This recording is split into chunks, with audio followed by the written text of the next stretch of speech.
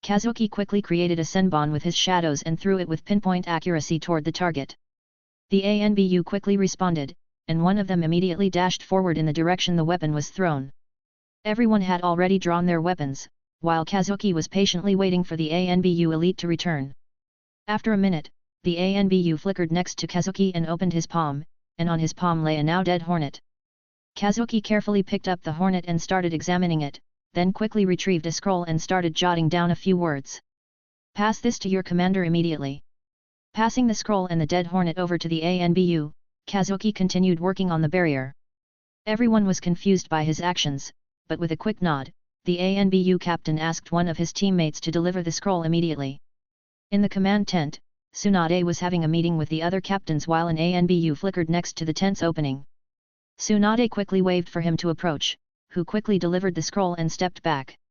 Tsunade knew that this particular ANBU was in Kazuki's guard detail, so she quickly went through the scroll and then looked at the ANBU, who approached again and delivered the dead wasp. Everyone in the meeting was wondering what exactly the scroll contained and was patiently waiting. Tsunade quickly turned to Hayashi and inquired, "Who is in charge of the Aberame clan within our camp? If I am not wrong, part of the Aberame clan led by their clan head should have been assigned to Jiraiya's side, right?" "Yes, Tsunade-sama, our camp has Aberame members, and Jonin Aberame Mayami should be their representative."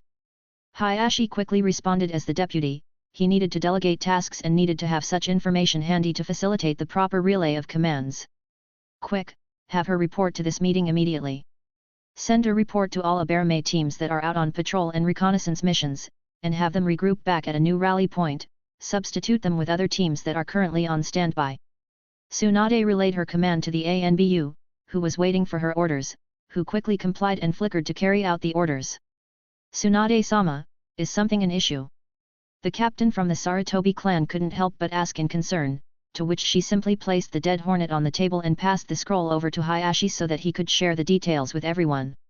"Hayashi, I will also need a team of your best Hyuga sensor ninjas posted around the camp for barrier guard duty, and I need a group of your elites to accompany the Aberame team that is gearing up as we speak." Tsunade knew that, with the Byakugan, they should be able to track down these troublesome opponents. "Tsunade-sama, it says that the Kamaizuru clan is trying to probe our location, and we will need to act immediately to help keep the HQ location from falling into Iwagakure hands." Hayashi shared the contents of the scroll with everyone in the meeting. "Yes, this hornet was from the Kamaizuru clan. For those of you here who are not familiar with them, they are a prominent clan of bee users within IWA, similar to our Aberame clan, who use bugs. This hornet was detected not far from our HQ barrier, so the enemy must be trying to probe our location. We cannot have them spread out their bees throughout the battlefield, as we might fall into a disadvantage because, just like the Aberame clan, not everyone can detect their bees, especially our genin and chunin, who might easily fall prey to them. So, we need to strike first." After a few minutes, a young woman in her mid-20s entered the command tent. She was none other than Aberame Mayami, whom Tsunade had asked for. "Tsunade-sama," the Aberame Jonin respectfully bowed to greet the Senju head. With a gesture from Tsunade, Hayashi passed the scroll over to Mayami, who took it and immediately realized why she was summoned. "What are your orders, Commander?" "Most of the Aberame members are ready to be deployed, and the few others out on patrol or reconnaissance missions will be able to join us on the way." The Jonin didn't beat around the bush, as she knew the urgency of the matter. "I will send an elite unit of Hyuga along with an ANBU squad and 50 shinobi from the Sarutobi clan. I want you to immediately hunt down every Kamaizuru clan member that you can find. Hayashi will personally lead the team." And then she turned to address the head of the Hyuga clan, "Hayashi, take your best. Don't worry about pushing into the enemy lines. If you feel that it might lead to a large-scale conflict, strategically retreat, but keep harassing the enemy. I intend to deliver a huge blow if they overextend. I will personally join the battle if the situation escalates." Tsunade was not the type of commander who liked to play a cat-and-mouse game. If the enemy was not willing to launch a large-scale offensive, she would launch one herself to kill the enemies sooner. "I will assign additional medical scrolls to the attack squad so you guys can be as aggressive as possible, but make sure not to get surrounded. I might need some time to rally our army to launch the counter-offensive. Is that understood?" Tsunade knew that probing the enemy in such a way was foolish. She would not have tried such an aggressive approach if she didn't have access to the medical scrolls. Yes, Tsunade-sama, we will complete the mission successfully. Hayashi quickly relayed his orders, while the Jonin from Sarutobi and the Aberame clan followed him. Within half an hour, close to 200 shinobi were rallied, led by Vice Commander Hayashi himself. As they passed by the barrier set by Kazuki, he noticed a chakra signature he was familiar with and turned to observe the attack squad that was leaving the barrier. Kazuki quickly noticed Torun, who was following an Aberame member as part of the attack squad. Kazuki simply observed and returned to his work because he was currently holding a different persona. Kazuki's original team was temporarily suspended due to the war. Itachi joined the Uchiha to participate in the Kiri battlefield, while Gai-sensei was assigned to the Kumagakure battlefield alongside Kakashi.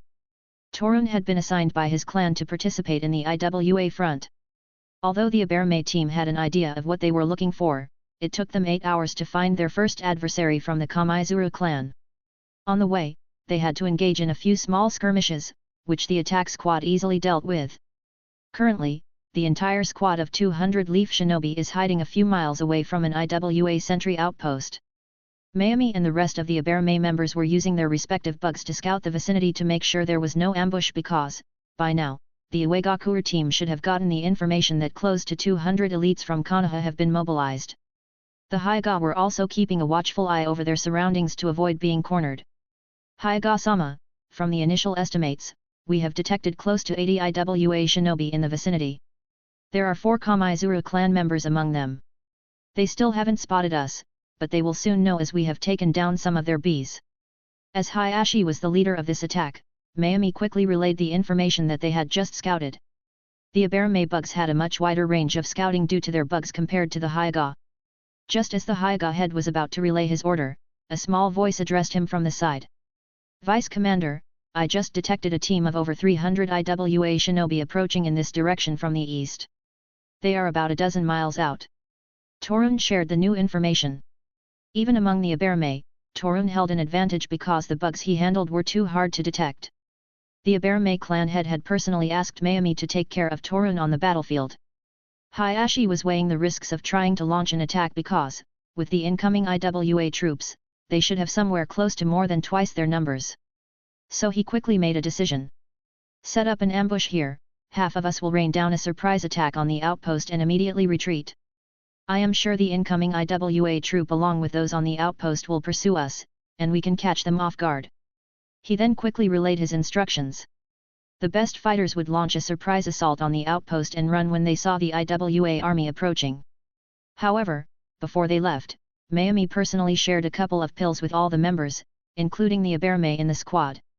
When asked, she stated that it was the antidote for the poisons that they were going to deploy in the traps. However, what she didn't disclose was that these pills were something they needed to survive if Torun was to unleash his Rinkaiju in the upcoming battle. These pills were specially supplied by Tsunade herself, and even when the Aberame clan tried to reverse engineer them, they couldn't do so. Tsunade had strictly mentioned it to the Aberame head not to disclose the availability of such pills to anyone unless necessary, as it might help counter a lethal weapon such as Torun. A few of the Hyuga branch members first consumed the pills because this was how they were raised. Mayumi and the Sarutobi Jonin who saw this behavior chose not to comment, as these were internal clan matters in which they could not get involved. After Hayashi and part of the team were ready, they quickly moved in the direction of the outpost. Even a couple of Aberame members were going along to counter the bees that were spread out around the outpost. Inside the IWA outpost, 4 of the Kamaizuru members were keeping track of their surroundings. They had recently received orders from their commander to locate the enemy headquarters, so most of their clan members had mobilized. Suddenly, all 4 noticed an anomaly. Their bees, which were surrounding their outpost, were getting slaughtered at a rapid rate. One of them immediately shot up. Incoming enemy attack. However, just when he started warning his comrades, close to 100 Konoha shinobi rushed into the outpost. Katon, Gen no Jutsu, Fire Release, Great Flame Technique. The Sarutobi elites made the first move on the enemies by launching a combination of a large-scale attack and an enormous vortex of rapidly expanding flames. However, the IWA shinobi within the outpost quickly organized themselves and launched a counterattack to defend against the incoming onslaught of the torrential flames. Doton, Banri Dorieki, Earth Release, Great Mud Wall. A huge mud wall was quickly raised by the combined efforts of the IWA shinobi. Suddenly, almost the entire outpost was filled with ash. Katon, Hiskash, fire release, ash pile burning. Most of the IWA ninja were caught off guard, as they didn't expect the next chain of attacks. The incoming fire vortex was yet to subside, and the huge mud wall did not stop the ash from rapidly spreading into the outpost. Then, close to 100 kunai were thrown by the approaching Leaf Shinobi team, each tied with an explosive tag. All they needed was just one kunai to reach the now rapidly spreading ash to trigger it. The elite IWA Jonin, who was in charge, quickly understood the enemy's intent. Chapter 58. Everyone, brace for impact. The elite IWA Jonin quickly waved hand signs at inhuman speed while kneading his chakra by a huge amount. Doton, Ota Shivuda, Earth Release, dropping lid, he summoned a giant, boar-shaped, earthen lid high in the air that fell on the Iwagakure team, trapping them and also essentially defending them from the explosion. Kaboom! The moment the first explosive tag was triggered, the ash ignited, causing a huge explosion. Although the elite Jonin from IWA was quick, he was not quick enough to save all his comrades. Close to 10 IWA shinobi got caught in the initial blast, while the rest were able to escape the blast using various earth release techniques. The moment the elite Jonin released the summoning, the Hyuga members and the other Leaf Ninja had already moved close enough to engage in melee battle. The Leaf Ninjas, under Hayashi's leadership, started aggressively attacking the enemy ninjas without even considering their own safety. Such relentless attacks were too much for the IWA shinobi to handle. The few Aberame shinobi particularly targeted the IWAB users and quickly engaged them in combat. Hihutsu, Mushitatsumak, Secret Technique, Insect Tornado, a large swarm of beetles and bees rapidly started clashing with each other. From the initial clash, it was evident that the Aberame held a distinct advantage. The IWA elite Jonin, who noticed this, led a few Jonin from his side to quickly intercept and kill the Aberame members. However, before he took a few steps, Hayashi and a group of Hyuga elite intercepted them. Hayashi directly went in for the kill to take down the outpost leader.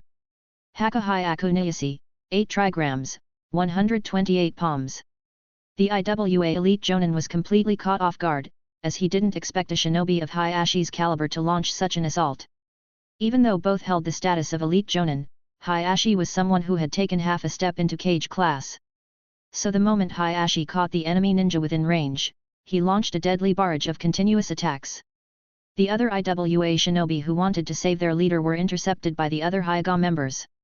By the time Hayashi ended the attack, the lifeless body of IWA elite Jonin hit the ground with a thud. The Leaf Ninja, who saw their vice commander eliminate the outpost leader, had their morale shoot up.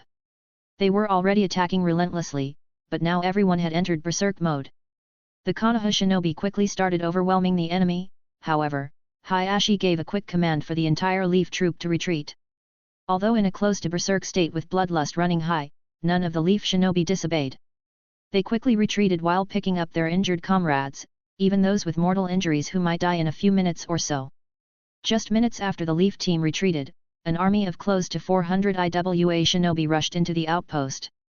Earlier, while they were on a mission to try and intercept the recently deployed elite Leaf squad, they heard a huge explosion. They were about 24 miles away, so they quickly rallied and came in to support, knowing there was an IWA outpost here. But what they saw was contrary to their expectations. The entire outpost was almost burned to the ground, with more than 50 IWA corpses strewn across the recent battlefield. The leader of the IWA army stepped forward and questioned an IWA Jonin who had survived the assault. "Sir, it's the elite Leaf shinobi team, led by Hayashi Hyuga himself. They just left a minute ago, carrying their injured. They should have at least close to 24 injured shinobi," the Jonin explained, blood streaming down his face. "How many of them were there? Give me a count now." The IWA leader was not worried about the injured comrades, as the medics had started working to save the ones that could be saved. "Sir, they were close to 100, not more." The now defeated Jonin gave the number, and the IWA leader's face bloomed with a cruel smile. "Quickly mobilize everyone, we might land ourselves a big fish today." The IWA leader turned to his deputy to pass down the order. "This might be a trap.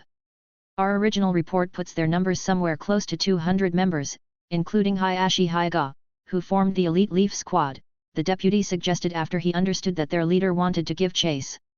"So what? They have only 200 in total, and they already have injuries among them. For all we know, we might outnumber them 1 to 3. Are you still afraid of such odds? The IWA leader was irritated when his deputy questioned his order, but he knew his deputy was a smart man. So he added an additional command. Send a small team to relay this information back to the main camp so that we will have reinforcements in case we need them later. At the leader's command, the deputy quickly relayed the orders, and the entire troop, except for a few medical ninja left behind to treat the injured, started their pursuit. Hayashi, who was moving in the direction of the Leaf camp, had already arranged for a few of the Hyuga ninjas with superior speed to administer the healing scrolls to the ones who were mortally wounded. Also, the other Leaf shinobi used the lower-level scrolls to quickly heal their injuries while on the run. It only took a dozen or so seconds for most of them to get back to their fighting state. Hayashi quickly instructed one of the Aberame to send a message to their camp immediately. In the last assault, the Leaf side lost 6 shinobi, while the IWA lost close to 60. If not for the medical scrolls, Hayashi would have had to lose close to 2 dozen more. That's how effective their scrolls and medicines provided by the Nara clan were. Leave the ones lying on your back as they are, let the enemy think that we have seriously injured ones amongst ourselves. That way, they are sure to pursue. The now healed Leaf shinobi laid back down on their comrades' backs while quickly trying to restore their chakra levels for the upcoming engagement. Within minutes, the IWA army found tracks of the now retreating Leaf team, and the IWA leader quickly ordered the entire team to speed up to catch the Leaf ninjas. About 10 minutes later, Hayashi and his team reached the section of the forest where the rest of the Leaf squad lay in ambush. Hayashi deliberately maintained a pace such that the IWA team would be able to close in on them once they reached the ambush area. The IWA leader, who was moving rapidly, could now see the Leaf team retreating with their comrades on their backs. He couldn't help but give a wide grin. However, his deputy felt that something was wrong and was about to warn the leader. Still, the leader ignored him and asked the entire team to speed up. Haha, there they are. Surround them and kill them. I have already called for reinforcements, so we chase them until we are deep into enemy lines. The IWA leader already considered Hayashi's head as his own contribution, as they were now deep in IWA-controlled territory, and he was confident in catching the enemy's vice-commander before he made it back to their lines. Just when he was relishing the fact of his future success, his deputy suddenly tackled him out of the way. Now, somewhere from deep within the forest, Mayumi screamed at the top of her voice, and a series of explosions and traps were set off back to back. With the forward momentum, almost half of the IWA army was caught within the vicinity of these traps. The traps set by Torun were extremely lethal. Before coming to war, Kazuki had personally taught him to rig his explosive tags with poison fog, and the poison fog was created with his own Rinkaichu. So, anyone who came into contact with the fog would get in direct contact with Rinkaichu poison, and such a delivery method was almost as lethal as getting in direct contact with Torun himself. This was a cruel and ruthless way of disposing of their enemies. The IWA leader was completely surprised by the ambush. If not for his deputy, he would have rushed into the enemy trap headlong like the others. You dumb moron, why didn't you listen? His deputy's voice sounded from somewhere behind him. His face turned ugly because his deputy was berating him. He turned to yell at his deputy, but what he saw made him stop. His deputy, who had used an earth spear technique to cover himself in defense, still lost his left leg while trying to save him. Normally, the deputy, who was an elite jonin, would have accurately calculated the blast radius of the explosion tag. Unfortunately, the explosion tag the IWA leader triggered was set by Torun and personally handcrafted by Kazuki. Most of the things that Torun used were from his team. One could say that Guy, Itachi, and Kazuki were personally sponsoring Torun's shinobi career, as he had only recently started earning. Before they left for war, as Torun could not afford a lot of stuff and even the Aberame clan was not that well off, Kazuki and the rest dumped a hell lot of items to help him during the war. Idiot, snap out of it. We need to retreat and regroup, that poison fog is dangerous. With these words from his deputy, the IWA leader quickly collected himself and started shouting down orders. Everyone quickly fall back and regroup. Stay away from the poison fog. Pull out the ones who are injured, take care not to come into contact with the poison. The IWA commander barked at his team. Almost the entire trap area was now covered with purple fog. Amidst the screams and shouts, the IWA leader made a quick estimate and counted that he had lost close to a tenth of his team to the explosion. Everyone who was caught in the midst of the poison fog was already frothing from their mouths, succumbing to the poison. The ones who came into contact with the fog in the vicinity quickly reacted. Some had no idea what to do, however. The more experienced veterans ruthlessly cut parts of their own bodies that came into contact with the deadly poison. Some even flinched and cut off their own limbs so they could survive and continue fighting. However, the ones who were unlucky enough to get the poison in vital areas could only wait for their deaths to embrace them. In all, the IWA team lost close to 60-odd shinobi due to the ambush, and a majority of them fell victim to Torun's lethal Rinkaiju. Quick, use wind jutsus to blow away the fog. The IWA leader, who had now composed himself, passed down a command. But the poor fellow didn't know that the trap was just the beginning of the Leaf Shinobi's counterattack. Phaeton, Daitapa, wind release, great breakthrough. Before the IWA shinobi could blow away the poison fog, the strategically placed Leaf ninjas blew the fog in such a way as to engulf the now regrouped IWA ninjas. This made the IWA ninjas steadily retreat. But what they didn't expect was that close to 200 Leaf Shinobi just started attacking the IWA ninjas running through the poison fog as if the poison fog was just for decoration. Even if the IWA ninjas wanted to retaliate, however, they couldn't because the poison fog was quickly moving in their direction, as a few Sarutobi Shinobi were redirecting the poison fog that the few IWA Shinobi who knew wind release were trying to disperse. Kill them all! Hayashi took the lead to launch into the now broken IWA line with various battle cries. The Konoha shinobi descended through the poison fog upon the IWA ranks, trying to slaughter and gain as many battle contributions as they could.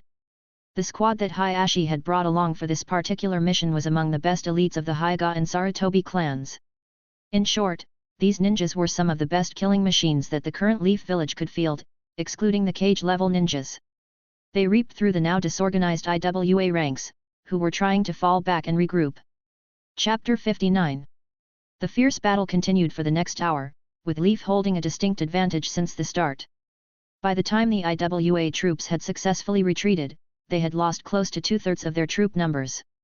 With the enemy shinobi team now on retreat, Hayashi did not want to let go of this advantage. He quickly reorganized the Leaf ranks, as they still had more than 3/4 of their fighting force intact. So, he made a quick decision to send back the ones who were severely injured or exhausted to the main camp while he continued on with close to 120 Leaf elites to carry out the original mission, to hunt down every last Kamaizuru shinobi member they could track. Within the next few hours, Hayashi's team had hunted down close to 24 Kamaizuru clan members who were out on reconnaissance orders from their commander. They were easy to catch near the battlefront as the enemy was trying to locate the Leaf HQ's location. In the meantime, in the main IWA camp dedicated to the Leaf battlefield, they received news of the recent devastating loss of the IWA squad. Damn those Leaf shinobi! How dare they send their vice-commanders so deep behind enemy lines? Do they think we are cowards? Quick, mobilize the army! We need to hunt down the Hyuga head. When I report to Tsuchikage-sama later, I want to present his head as an apology for the recent loss. The IWA commander for the Leaf battlefield personally took charge and roared his command. Although it had only been a week and was too early for a large-scale battle, he didn't care about those details, as he wanted to wash away the humiliation of the recent loss of IWA troops because Hayashi and his team were still behind enemy lines, harassing the IWA troops.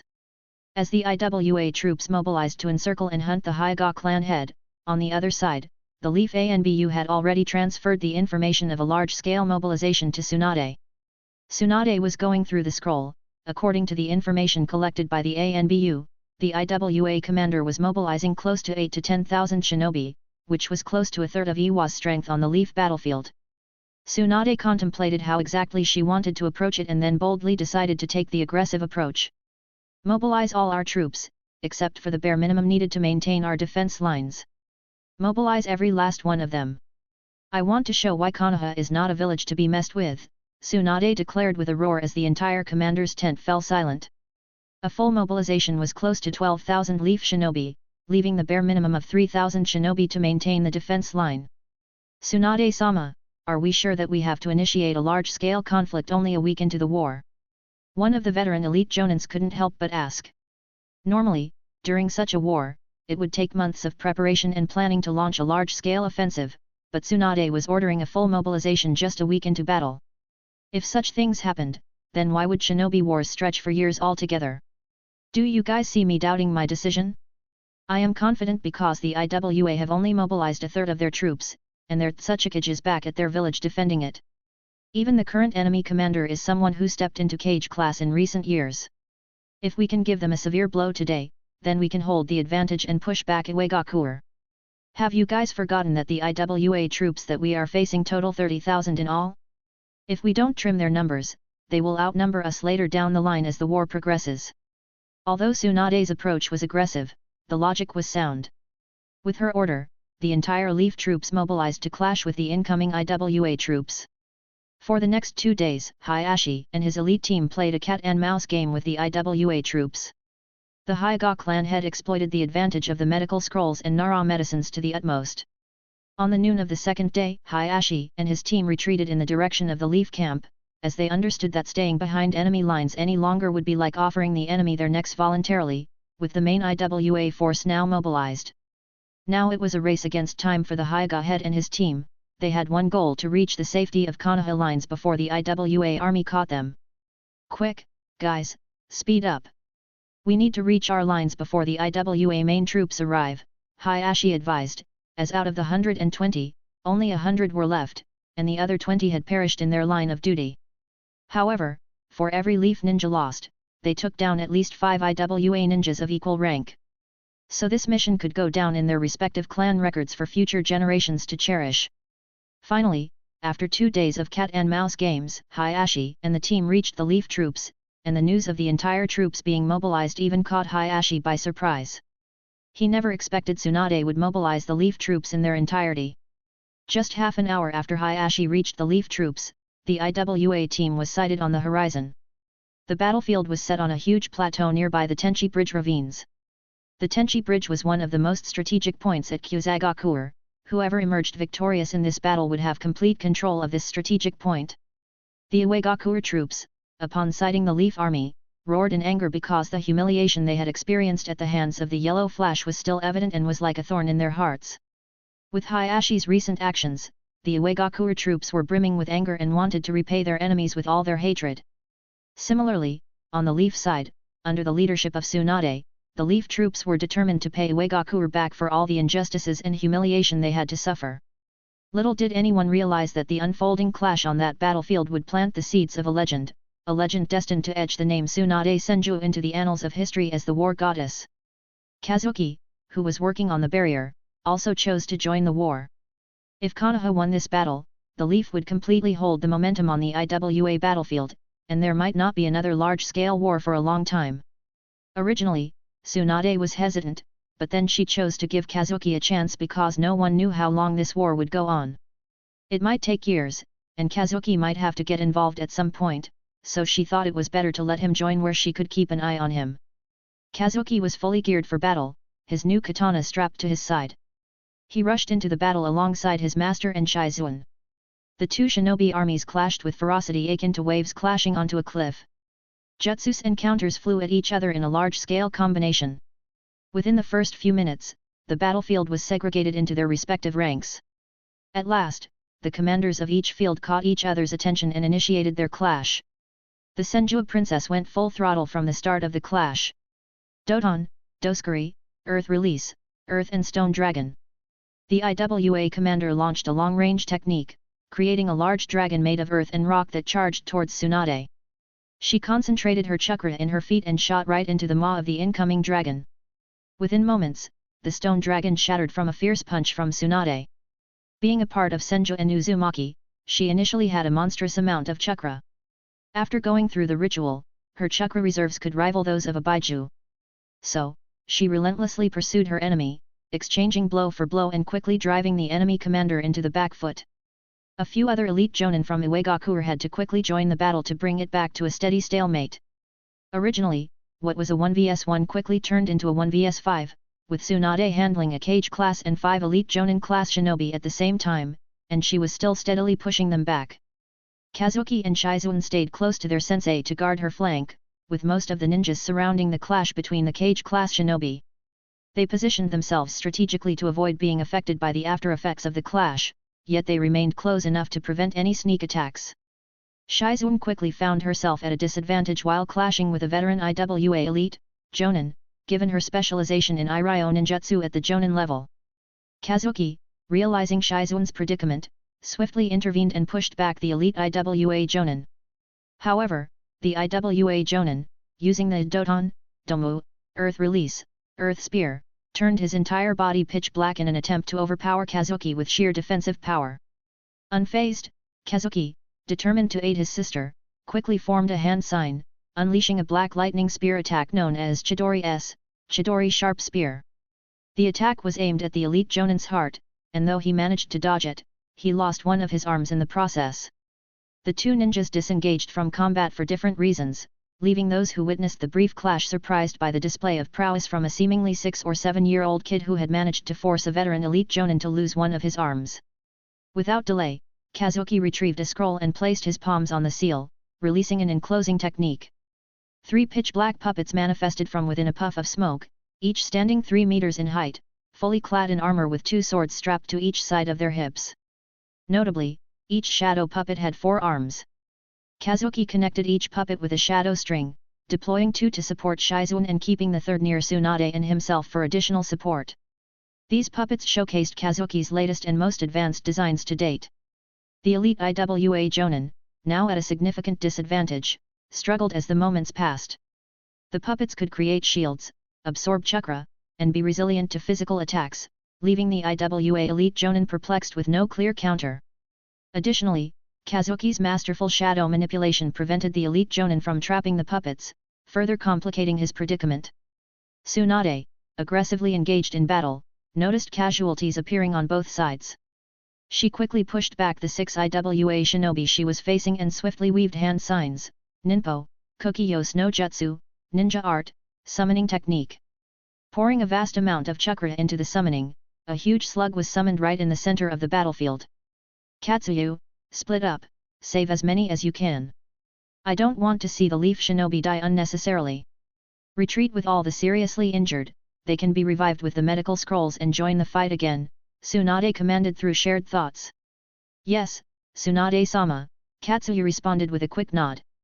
The giant slug immediately split into thousands of pieces and spread throughout the battlefield, attaching itself to the leaf shinobi. Although this might prove a huge burden on her chakra reserves, she did not care because she wanted this battle to end in a one-sided victory for Konoha.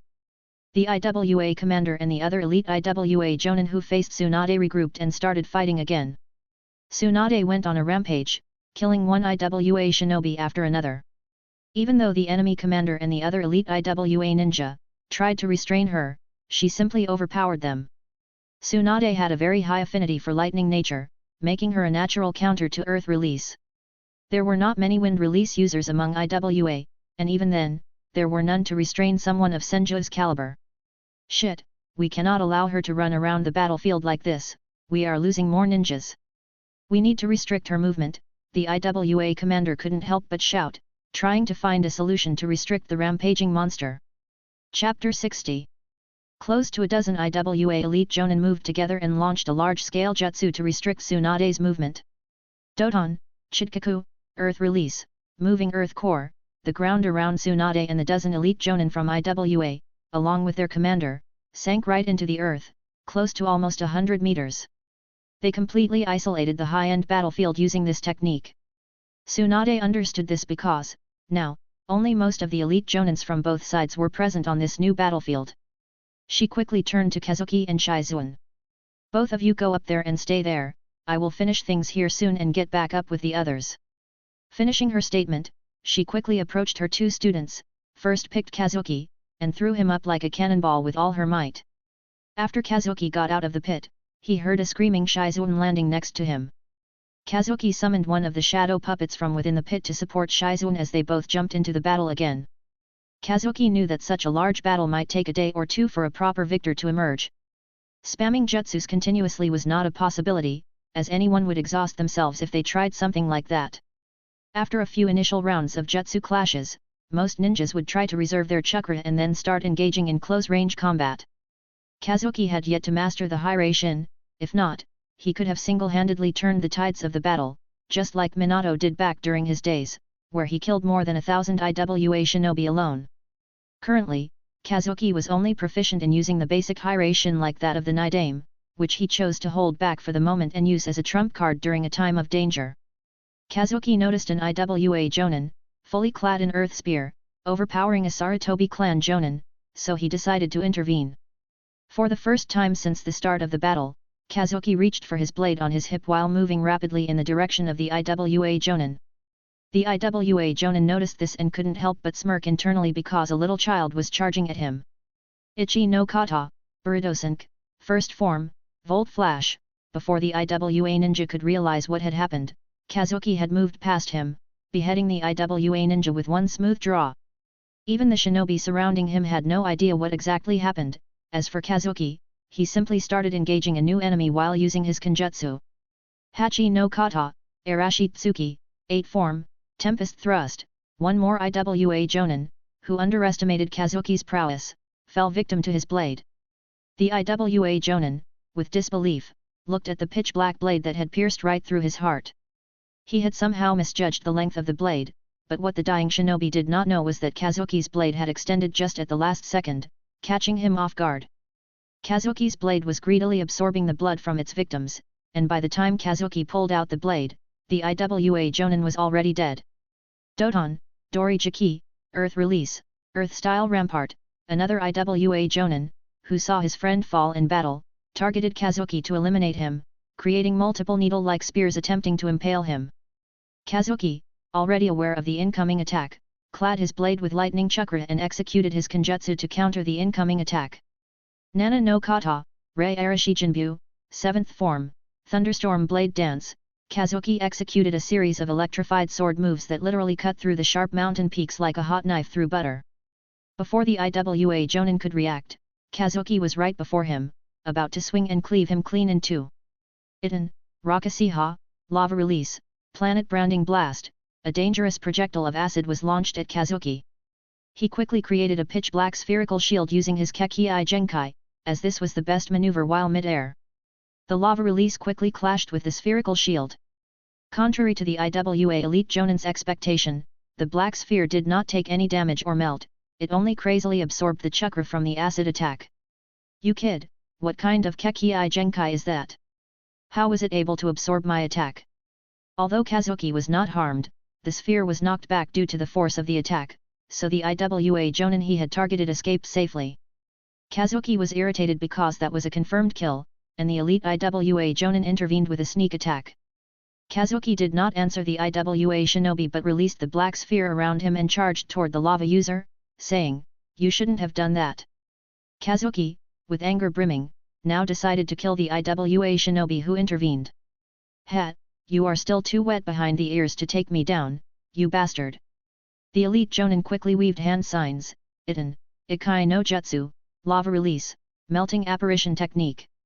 He launched a huge wave of lava to melt Kazuki into ashes, however, Kazuki, with a smile, sank into his shadow. Before the Iwa Jonin could react, a blade pierced through from behind. He could not help but gasp in surprise. You can phase through shadows." The elite Jonin realized his mistake too late. Kazuki appearing behind him without any evident chakra fluctuations only meant the kid had used the shadows to phase through as he sunk into them earlier. He had to warn the others, such a Kekii Genkai was too dangerous. This kid needs to be eliminated now. If he is given room to grow, then it will be a repeat of the yellow flash all over again. Gathering his last reserves of energy, the Iwa Jonin wanted to scream, "Be careful!" But before he could finish, Kazuki had beheaded him. The last thing Iwa Jonin saw was the demon-like eyes of Kazuki that were staring at him. Tsuchiki's office, Iwagakure. Onaki, with a furious expression, was going through the recent report from the Konoha battlefield. He had just received an update from their ANBU team that the commander from the Konoha battlefield had mobilized a third of their total forces, close to 10,000 Iwa shinobi, and launched a full-scale battle. He also received intel about the other side. Konoha was marshalling close to 12,000 shinobi to face this head-on, and the Senju princess herself was leading this army from the front. Even Onaki himself would think twice before engaging the slug sage in a head-on battle. Onaki was someone who wanted to take advantage of situations. Attacking Takigakure first was because it was a chance they couldn't miss. However, the commander he had assigned had foolishly launched a full-scale attack on a numerically superior enemy. "What is that bastard doing? Quick, Send a message to the Takigakure camp and have them mobilize Han to support the troops who have engaged in battle. Have them retreat from the battle, we need to preserve our numbers. Tsuchikage barked his orders in anger, and the IWAANBU quickly complied and flickered out with the scroll. Tsuchikage-sama, why don't we take this opportunity and mobilize our remaining troops and crush the Konoha army? The number they have mustered should be their maximum. One of the elders within the office couldn't help but question because they still had close to 20,000 shinobi on the Leaf battlefront ready to be deployed. Nonsense! Do you think I haven't thought of such a simple thing? Do you guys think a shinobi war is all about numbers games? Just because we outnumber them 2 to 1, do you think victory is absolute? They are better geared and better provisioned, and as much as it pains me to admit, they have a better quality of ninjas. And numbers are the only advantage we hold, and this bastard goes and throws it away. Why do you think the Leaf hasn't fallen through 3 shinobi wars? Do you think it's because of the numbers? Out! Out! All of you, get out, I need to fix this mess before it's too late. Oniki started walking up and down his office, fuming in anger. Although he had asked the elders to leave, they knew if they left now, he was only going to get angrier at them later. How long will it take if we start mobilizing the rest of the army now? Oniki asked one of the elders, who thought for a second and replied. We will need at least 4 days to do so. Even if we tried our best, we will need 3 days, Tsuchikage-sama. Damn that brat! I shouldn't have assigned him to the commander post just because he reached Cage class. I hope Han doesn't get there too late to intervene. Oniki had a bad premonition because this large-scale battle was too hasty, there were no plans made, no supply lines established, no retreat plans, nothing. Oniki just wanted to rip the IWA commander's head off. He only hoped that the Sunin wouldn't commit completely to the attack. The battle between Iwagakure and Konoha had been raging on for more than a day. Normally, in such large-scale battles, once both armies felt their losses piling up, they would disengage and clash multiple times over the time span. However, what the Iwagakure commander didn't expect was that the Konoha army was pushing ahead regardless of the damage they sustained. What caught him completely off guard was that, despite the damage, the numbers of the Konoha shinobi army didn't seem to dwindle. Tsunade, who was already a peak Cage class ninja earlier, had breached the Super Cage class after recent upgrades. The IWA commander, along with the other IWA shinobi, had no answer for the monster named Tsunade Senju. Unfortunately, though he wanted to retreat multiple times, the pit they originally created to restrict the Sunin's movements became a shackle that kept them from running. Tsunade had killed more than half a dozen elite jonin from IWA, and if the commander had not had the support of other IWA elites, he would have perished by now. The casualties on the IWA side were piling up as the battle progressed.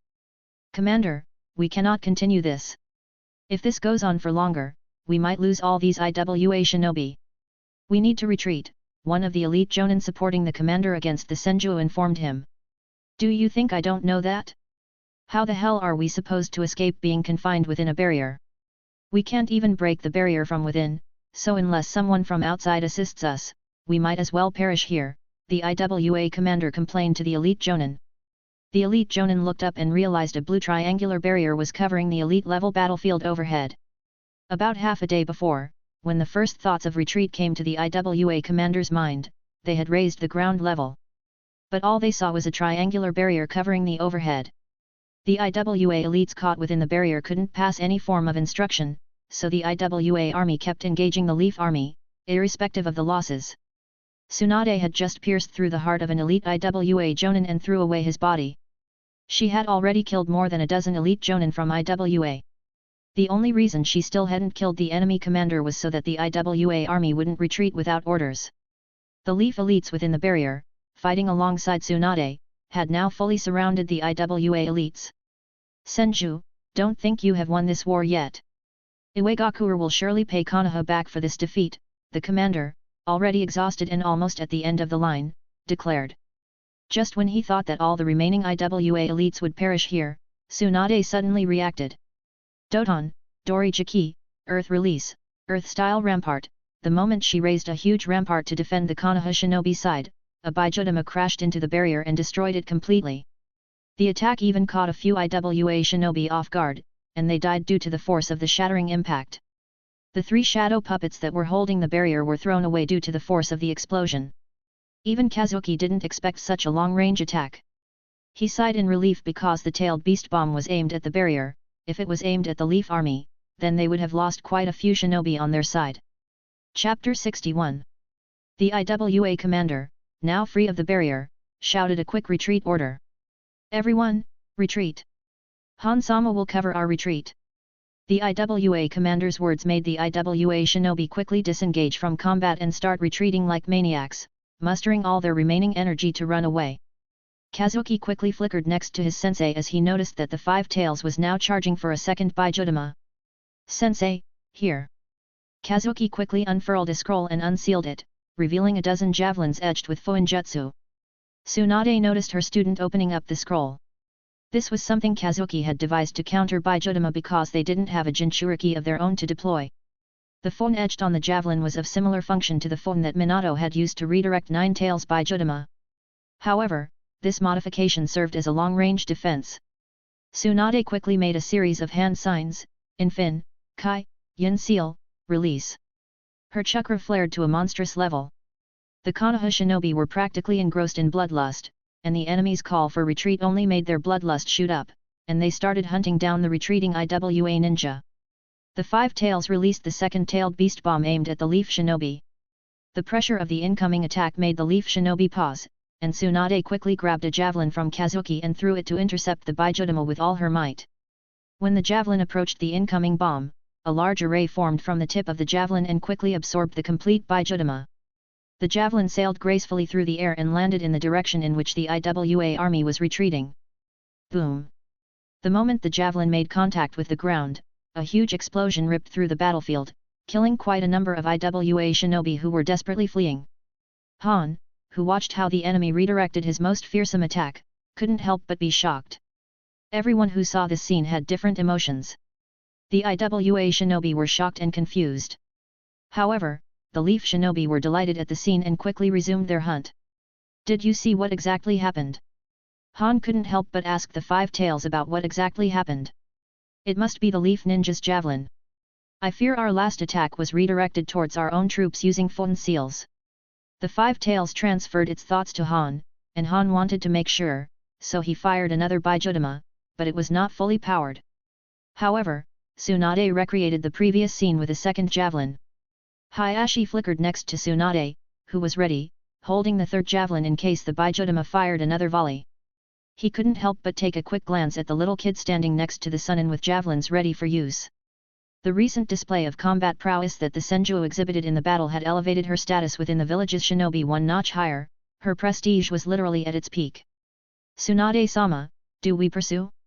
The IWA army is on a complete retreat. Hayashi waited for the Senju's decision. If Tsunade ordered them to pursue the enemy, they would gladly carry out the order, regardless of the risk, because that was how much her presence on the battlefield meant for the Leaf Shinobi today. Hayashi understood that, in recent years, the Senju princess, revered for her healing abilities, had not shown much of her combat skills in public. However, recent events have changed that perception drastically. Tsunade, holding the third javelin, glanced at Hayashi and then surveyed the battlefield. The Leaf Shinobi were in a state of exhilaration, fueled by the recent turn of events. No, Hayashi. Let them retreat. We've made our point, and I don't want unnecessary casualties on our side. We've already secured a significant victory today, Tsunade commanded, her eyes scanning the horizon. Hayashi nodded in acknowledgement. Understood, Tsunade-sama. As the IWA shinobi continued their hasty retreat, the Leaf shinobi maintained their positions but didn't pursue them. The battlefield, once a chaotic scene of combat, started to calm down. Tsunade's presence, coupled with her remarkable display of strength and strategy, had turned the tide decisively in favor of Konoha. Tsunade turned to Kazuki with a faint smile on her face. Good work, Kazuki. Your preparation with those javelins was instrumental in turning the Baijutama against them. Your quick thinking saved many lives today. Kazuki, though still a child, beamed with pride at the compliment. He had proven himself on this battlefield, not just as a puppeteer but as a strategist capable of devising innovative techniques. Tsunade's gaze then shifted to the retreating IWA forces. Let them go for now. We'll focus on recovery and tending to our wounded. I'm sure they won't forget the lesson we taught them today. This victory will resonate beyond the battlefield. With that, Tsunade, Hayashi, and Kazuki joined the other Leaf Shinobi in securing the area, tending to the injured, and assessing the overall situation. Hayashi, secure the Tenchi Bridge and build a fortification, we need to hold control of this strategic position completely. Tsunade relayed her command while looking for the next injured Leaf Shinobi that she could treat. Tsunade, her apprentices, and the medic team had to work well into the night, and they managed to save most of the injured ninjas. Although they had the medical scrolls, which could heal wounds to some extent, they couldn't regenerate limbs. Additionally, the medical scrolls were of finite numbers, so they were used as strategic resources. Even though the Leaf achieved an overwhelming victory, they still suffered significant losses in terms of shinobi. In the commander's tent, Tsunade had called for a post-battle meeting with the captains. "What's our casualty like?" Tsunade questioned. Hayashi, who had received the recent reports after the tallies were taken, shared the data with everyone in the tent. "We have lost a total of 538 shinobi in total, 3 elite jonins, 18 jonins, 43 elite chunins, 206 chunins, and the rest being genin," Hayashi shared, with delight evident on his face even though he was reporting the number of deaths. For a shinobi, dying in battle was considered a glorious thing, especially in a battle that led to an overwhelming victory. "Tsunade-sama, if not for the medical scrolls, our casualties would have at least tripled, and especially, we would have lost quite a lot of higher-end shinobi from our side," one of the elite jonins representing the Sarutobi clan couldn't help but add, sharing the same sentiment as the Hyuga clan head. Raikage's office, Kumagakuer. "Haha, this should be a great loss to that Oniki, he should be fuming about it right now." One of the Kumo elders couldn't help laughing at the recent information about the loss of Iwagakuer. "Enough. Is this something we should be laughing at? It was not us who defeated the IWA army in battle. And haven't you found something peculiar about the battle reports?" Raikage, still bitter from the recent happenings, couldn't help lashing out at the elder who made the comment earlier. Raikage looked around the meeting to see if someone could help him with the answer, but most were oblivious, only a few noticed the anomaly. The numbers of casualties on each side, going by these approximate numbers, show that Iwagakuer lost close to 6 to 7 times the shinobi that Konoha lost. It seems like Konoha is hiding some sort of secret, and it would be wise to investigate it. According to the information we received, Tsunade Senju's threat level needs to be increased. But we don't have to care about her for the time being as she is on the Iwagakuer front, Elder Kere, who was going through the reports, stated without raising his head because he was trying to make sense of the numbers. Because even with Tsunade's drastic strength increase, achieving such a result was impossible, so he understood that there was something they missed. "Keep an eye on the Konoha army, try to scout for more information, and hold back from engaging in any large-scale conflicts with the Leaf Village for now. Just hold the lines. We cannot recklessly dive into battle, being unaware of the cards that Konoha holds." The Raikage made a decision and then started discussing another important matter related to the ongoing war. "We have received intel that there seems to be a Black Lightning user among the Konoha side, and he seems to be a young kid," the Kumo ANBU head shared, "something that might be of great importance to Kumo." "What? That's impossible. How can the Leaf Village have a Black Lightning user? This is something specific to our Kumagakuer." One elder stood up out of shock when the ANBU shared the news. "Calm down, it might not be the same as our Black Lightning." However, the combatant was a kid, about 6 or 7 years old, so it's probable that he was a child from Kumo who was abducted by the Leaf Village during the Third Shinobi War. The Raikage knew that this was a delicate matter and needed to be addressed with caution, as Black Lightning was held in high regard within the Cloud Village. Konohagakuer. Within Konoha, the results of the battle had a huge effect. Originally, when entering this new war, Konoha did so with a significant disadvantage in numbers, facing each battlefield with at least a 1-to-2 disadvantage. However, the Slug Sage's victory in the recent battle had made the whole village cheerful, and the civilians were now hopeful. Hiruzen, who was in his office working alongside the other elders, couldn't help but clench his fist in emotion as he read through the detailed report sent from the front line. Unlike the initial estimates, Iwagakuer had lost close to 8 times their number, and their loss of high-end shinobi was marginally greater than that of Konoha. Send a message to the other battlefronts. With this recent battle, the other armies will be cautious, so it's a good time to push the enemy back while they play defense. Hiruzen, with a pipe in his hand, gestured towards an ANBU to carry out the order. "Hiruzen, don't you think Tsunade is being too hasty? Showing too much strength at the start would only attract the other villages to target us more actively. Are you sure about this? Because Tsunade is only going to build more prestige. Koharu couldn't help but complain because, being an elder for so long, she couldn't help but want to cling on to it for as long as she could. Koharu, it seems like spending time with Danzo has muddled all our brains. Do you remember how Nidame-sama sacrificed himself for us? Compared to back then, do you see our village's condition? If you ask me, we have failed him, and we only wanted to keep ourselves in power rather than trying to develop our village wholeheartedly. And look where that has brought us. Homura, in a rare moment of self-reflection, who had a transformation after learning the truth about Kagami's death, had changed by a huge margin. He couldn't help but intervene when he heard Koharu trying to undermine Tsunade. It had somehow unknowingly become second nature to them, which he had realized. Hearing Homura's words, Koharu couldn't help but hold her silence because she knew what Homura said was true, they had become corrupted by power. Koharu, why don't we concentrate on what is really important? We might have to address this matter sooner or later. It's about the 7 tails that we are currently holding. According to the Fuin Master's suggestion, it was recommended that we find a Jinchuriki for the Baijiu. Hiruzen brought forward a topic that he had wanted to discuss for some time now. According to Kazuki, it was better to find a Jinchuriki for the Baijiu than keep it contained within a container. Sandame, why don't we select a few talented children and specially train them, like the other villages are doing? Since they are young, we might be able to find among them a suitable vessel for the tailed beast. Because the Uzumaki clan is no longer around, we might not be able to find suitable vessels unless we resort to this method. Elder Kenji couldn't help but comment at the mention of the Baijiu. Chapter 62. No, we will not follow such a cruel method. This is something that was proposed by the Fuin Grand Master, so please go through it. If it's agreeable, we can proceed with the plan. Hiruzen passed 3 folders to the 3 elders, who started going through the plans laid out for the future of the Baijiu. Everyone was intrigued when Hiruzen mentioned the Fuin Grand Master.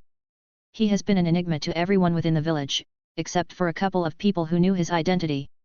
And a plan proposed by such an individual would not be trivial. The folder that Hiruzen had passed over did not only contain the plan for the Baijiu but also the plans laid out for the new village defenses. Kazuki had already handed out the schematics to Hiruzen before he departed for the front lines. As it was a huge endeavor, it would take them a couple of years to fully implement the new defenses and integrate them into the village. So, Hiruzen wanted to know if it was feasible to start the project while the war was progressing. Tsuchikage Office, Iwagakure. Iwagakure suffered a significant setback in the recent clash with Konoha, losing the momentum gained after taking control of Takigakure.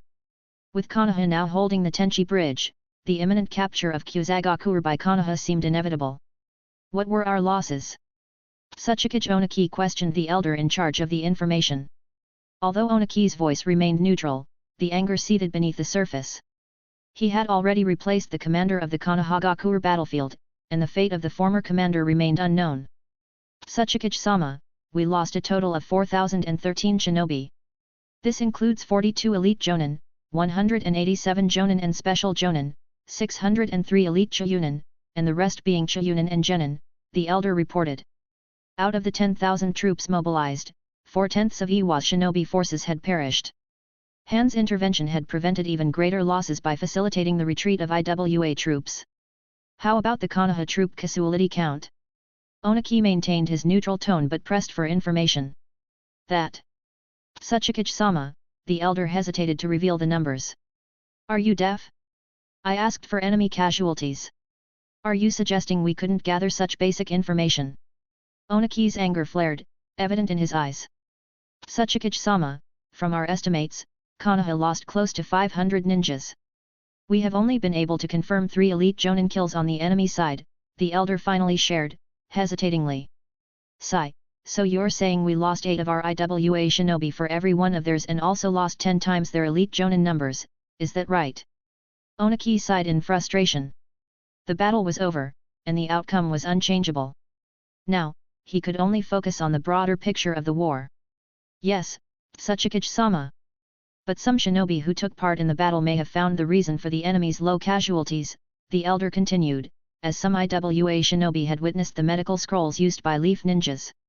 These scrolls resurrected supposedly fallen comrades within minutes. Onaki's interest was piqued. Have we managed to procure these scrolls? Yes, Tsuchikage-sama. Some of these scrolls have been retrieved, but the issue is that these scrolls seem to be different from the ones used by the Leaf Elites, the elder replied. He handed over a few scrolls to Onaki, who began examining them. How many were you able to procure? Can we use these? Has our phone team started working on decrypting them? Onaki pressed further, realizing the significance of these scrolls in Uegaku's recent defeat. Well, we were only able to get a total of 17 scrolls. Our phone team seems to have hit a roadblock, Tsuchikage-sama, the elder admitted. The head of the phone team added, Tsuchikage-sama, we might be able to decrypt them for one-time use, but recreating them would be impossible unless we obtain the original schematics. The complexity of these Fuinjutsu seals may match or even surpass that of Ozushiagakuer. The mention of Ozushiagakuer visibly soured Onaki's expression. Send an elite infiltration team to locate Konoha's camp. If possible, find the production method for these scrolls. Why were we not aware of such a strategic item held by the Leaf Village before the start of the war? Onaki scowled and turned to the elder in charge of intelligence. Have Han redeployed to the Konoha battlefront.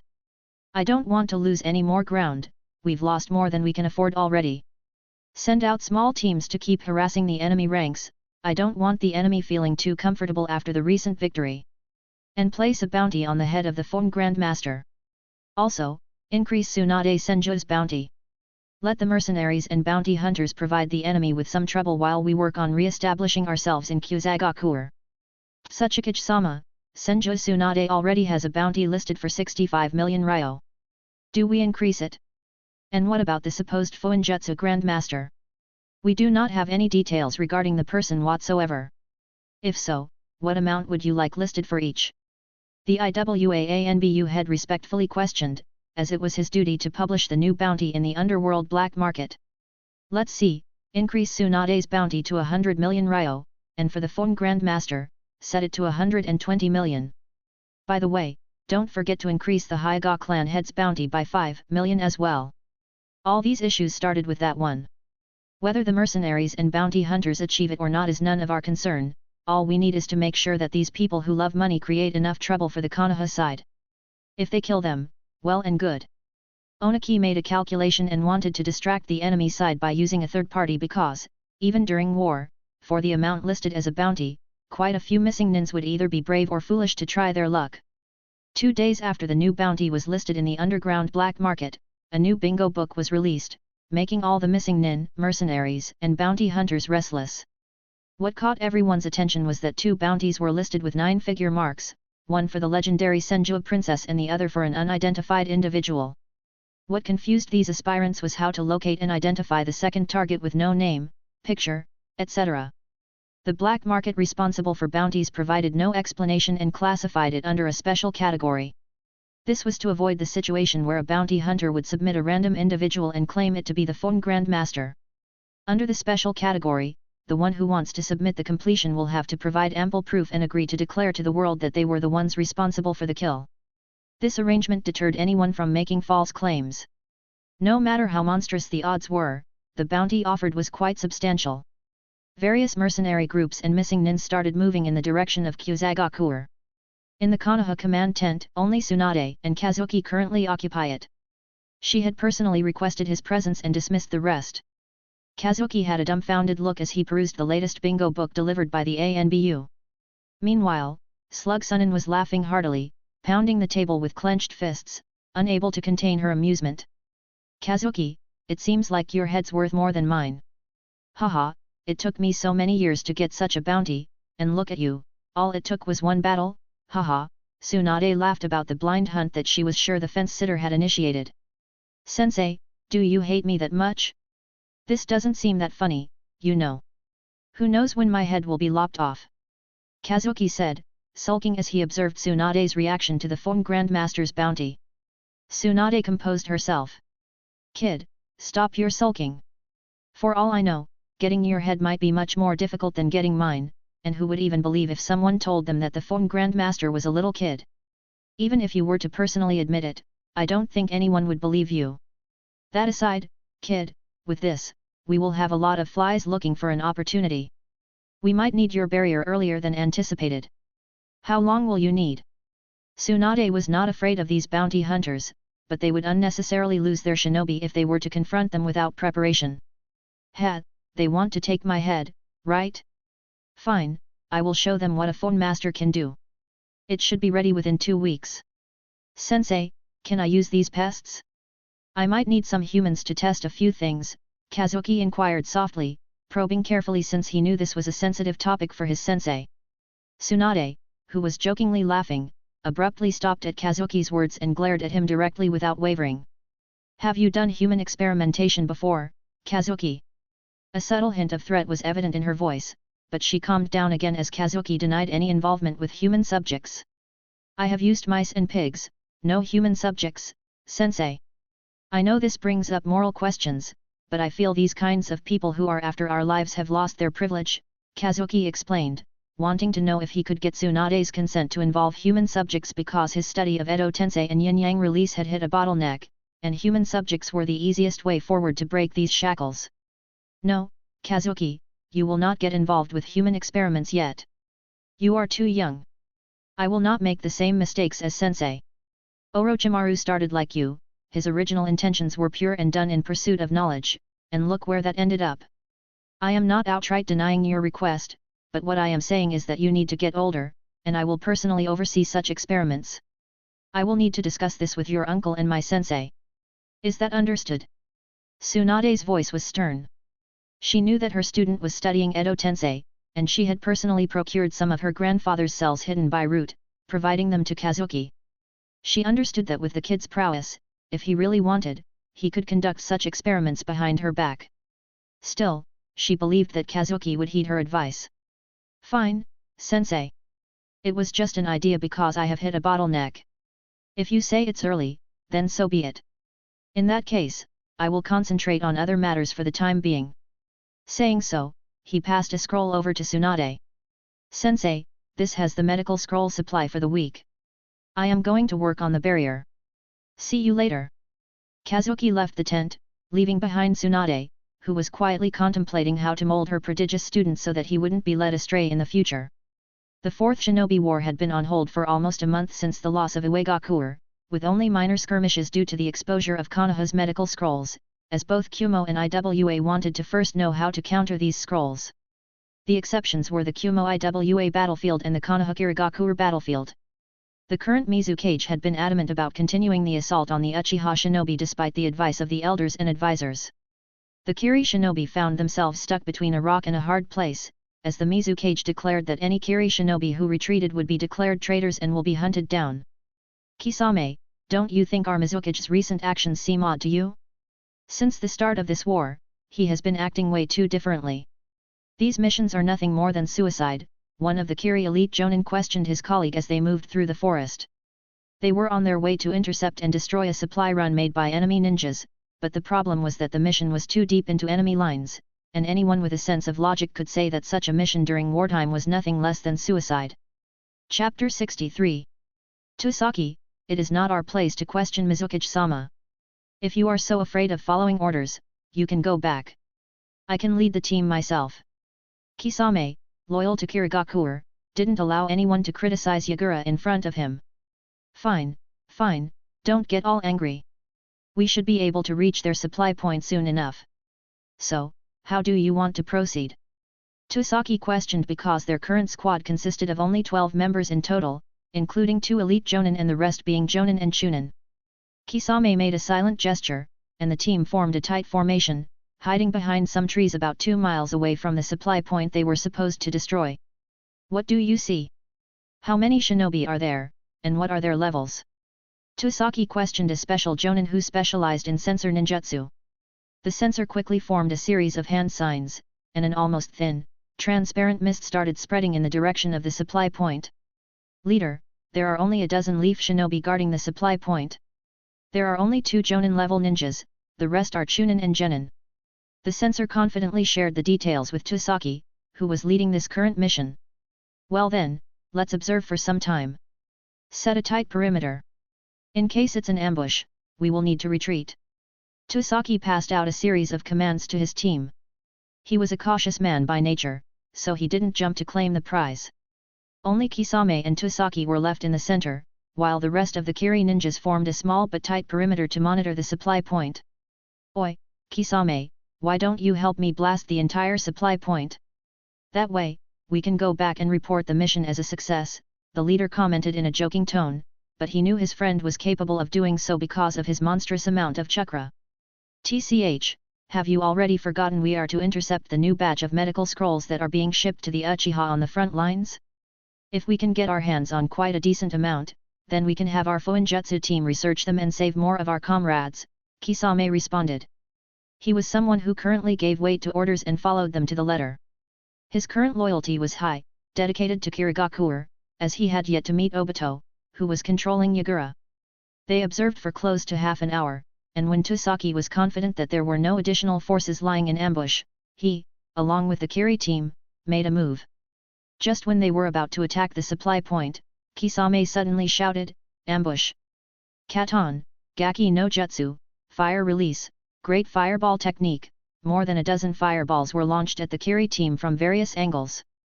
The entire Kiri team, especially the elite Jonin, was surprised because they had stayed vigilant since the start and had no idea where they slipped up.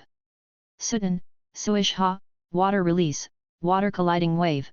Kisame and Tsusaki raised a barrier around the Kiri team using water waves to protect the entire team. The entire Kiri team had regrouped, but now, in addition, they were surrounded by 24 Uchiha, among them Itachi Uchiha. However, what none expected was the Kiri sensor ninja quickly stabbing in the direction of Tsusaki's neck, which was blocked by Kisame, who quickly released the special Jonin from the genjutsu. "Ha, it seems like we fell into an ambush just like we expected. Ha, Kisame, my friend, our chances of getting back seem to be bleak. It seems like our sensor ninja somehow fell to the enemy, genjutsu. Everyone, get to attack formation." Tsusaki was still in the mood to joke because he had confidence in his friend's strength. Kirigakure no Jutsu, hiding in the mist technique, one of the Jonin among the Kiri quickly released the mist while he commented, "Guys, we are exposed. We will have to retreat and avoid making eye contact with our enemies, they specialize in." Whoosh, a blade pierced through the mist, aiming for Tsusaki's neck, which he dodged. Inside the mist, various clashes of metal could be heard from various directions. "Shit! You damn Uchiha!" The sensor ninja's lifeless body had fallen right next to Tsusaki, and he understood that the enemy was quickly overwhelming them as they were completely surrounded. "Kisame, go all out! I will cover you," Tsusaki shouted at his friend and specified a direction to launch a large-scale attack after realizing their dire situation. Sudden, Senshokuk, water release, 1,000 feeding sharks. Kisame needed a huge amount of chakra and instinctively launched a large-scale water release technique to break through the encirclement. The Uchiha had to break open the formation to escape the large-scale attack. Meanwhile, Tsusaki ordered his team to retreat through the opening Kisame created. But what Tsusaki didn't account for was the strength of Uchiha genjutsu. Except for the Jonins, the other Kiri shinobi, instead of breaking out of the opening Kisame had created, started running in the direction of the enemy. Genjutsu. Shit! Why was I assigned to this suicide mission? He, who had almost escaped the Uchiha entrapment, gritted his teeth and jumped in again to save his subordinates. Kisame, who saw this, could only increase the intensity of his attacks. Katon, Games Shitsu, fire release, great fire destruction. Kisame, who was providing support to his teammates, was suddenly engulfed by a large fire release. He quickly used a water clone and substitution to escape the range of the fire release, and he was immediately assaulted by a number of fire shurikens from very tricky angles. Katon, Senka no Jutsu, fire release, Phoenix Sage fire technique. The rate of shurikens targeting him started increasing, and Kisame began dodging the incoming projectiles. Finally, he spotted the party responsible for the incoming attacks, a Uchiha kid less than 10 years old. Kisame felt something was odd, and his body instinctively dodged. However, a deep cut was left on his cheek. He then understood the problem but had no idea how he fell into the kid's genjutsu, as he had made no eye contact. Tch. Itachi, who missed his killing strike, understood that Kisame would be a tough nut to crack. With the increasing number of Kiri shinobi casualties, all he had to do was keep this enemy contained until the other Uchiha finished off their enemies. Tsusaki was trying his best to save his subordinates, but the odds were stacked against him. The Uchiha that had laid the ambush were elites, and they had almost wiped out the majority of the infiltration team. Currently, only 4 Kiri ninjas are still alive out of the original dozen or so Kiri ninjas. Just when Tosaki thought everything was lost, suddenly hundreds of wooden spears pierced through the ground, trying to impale more than a dozen Uchiha as they had formed a tight formation.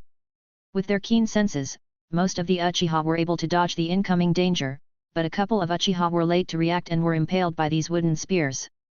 This batch of Sharingan should be good, quite a few were able to dodge my attack.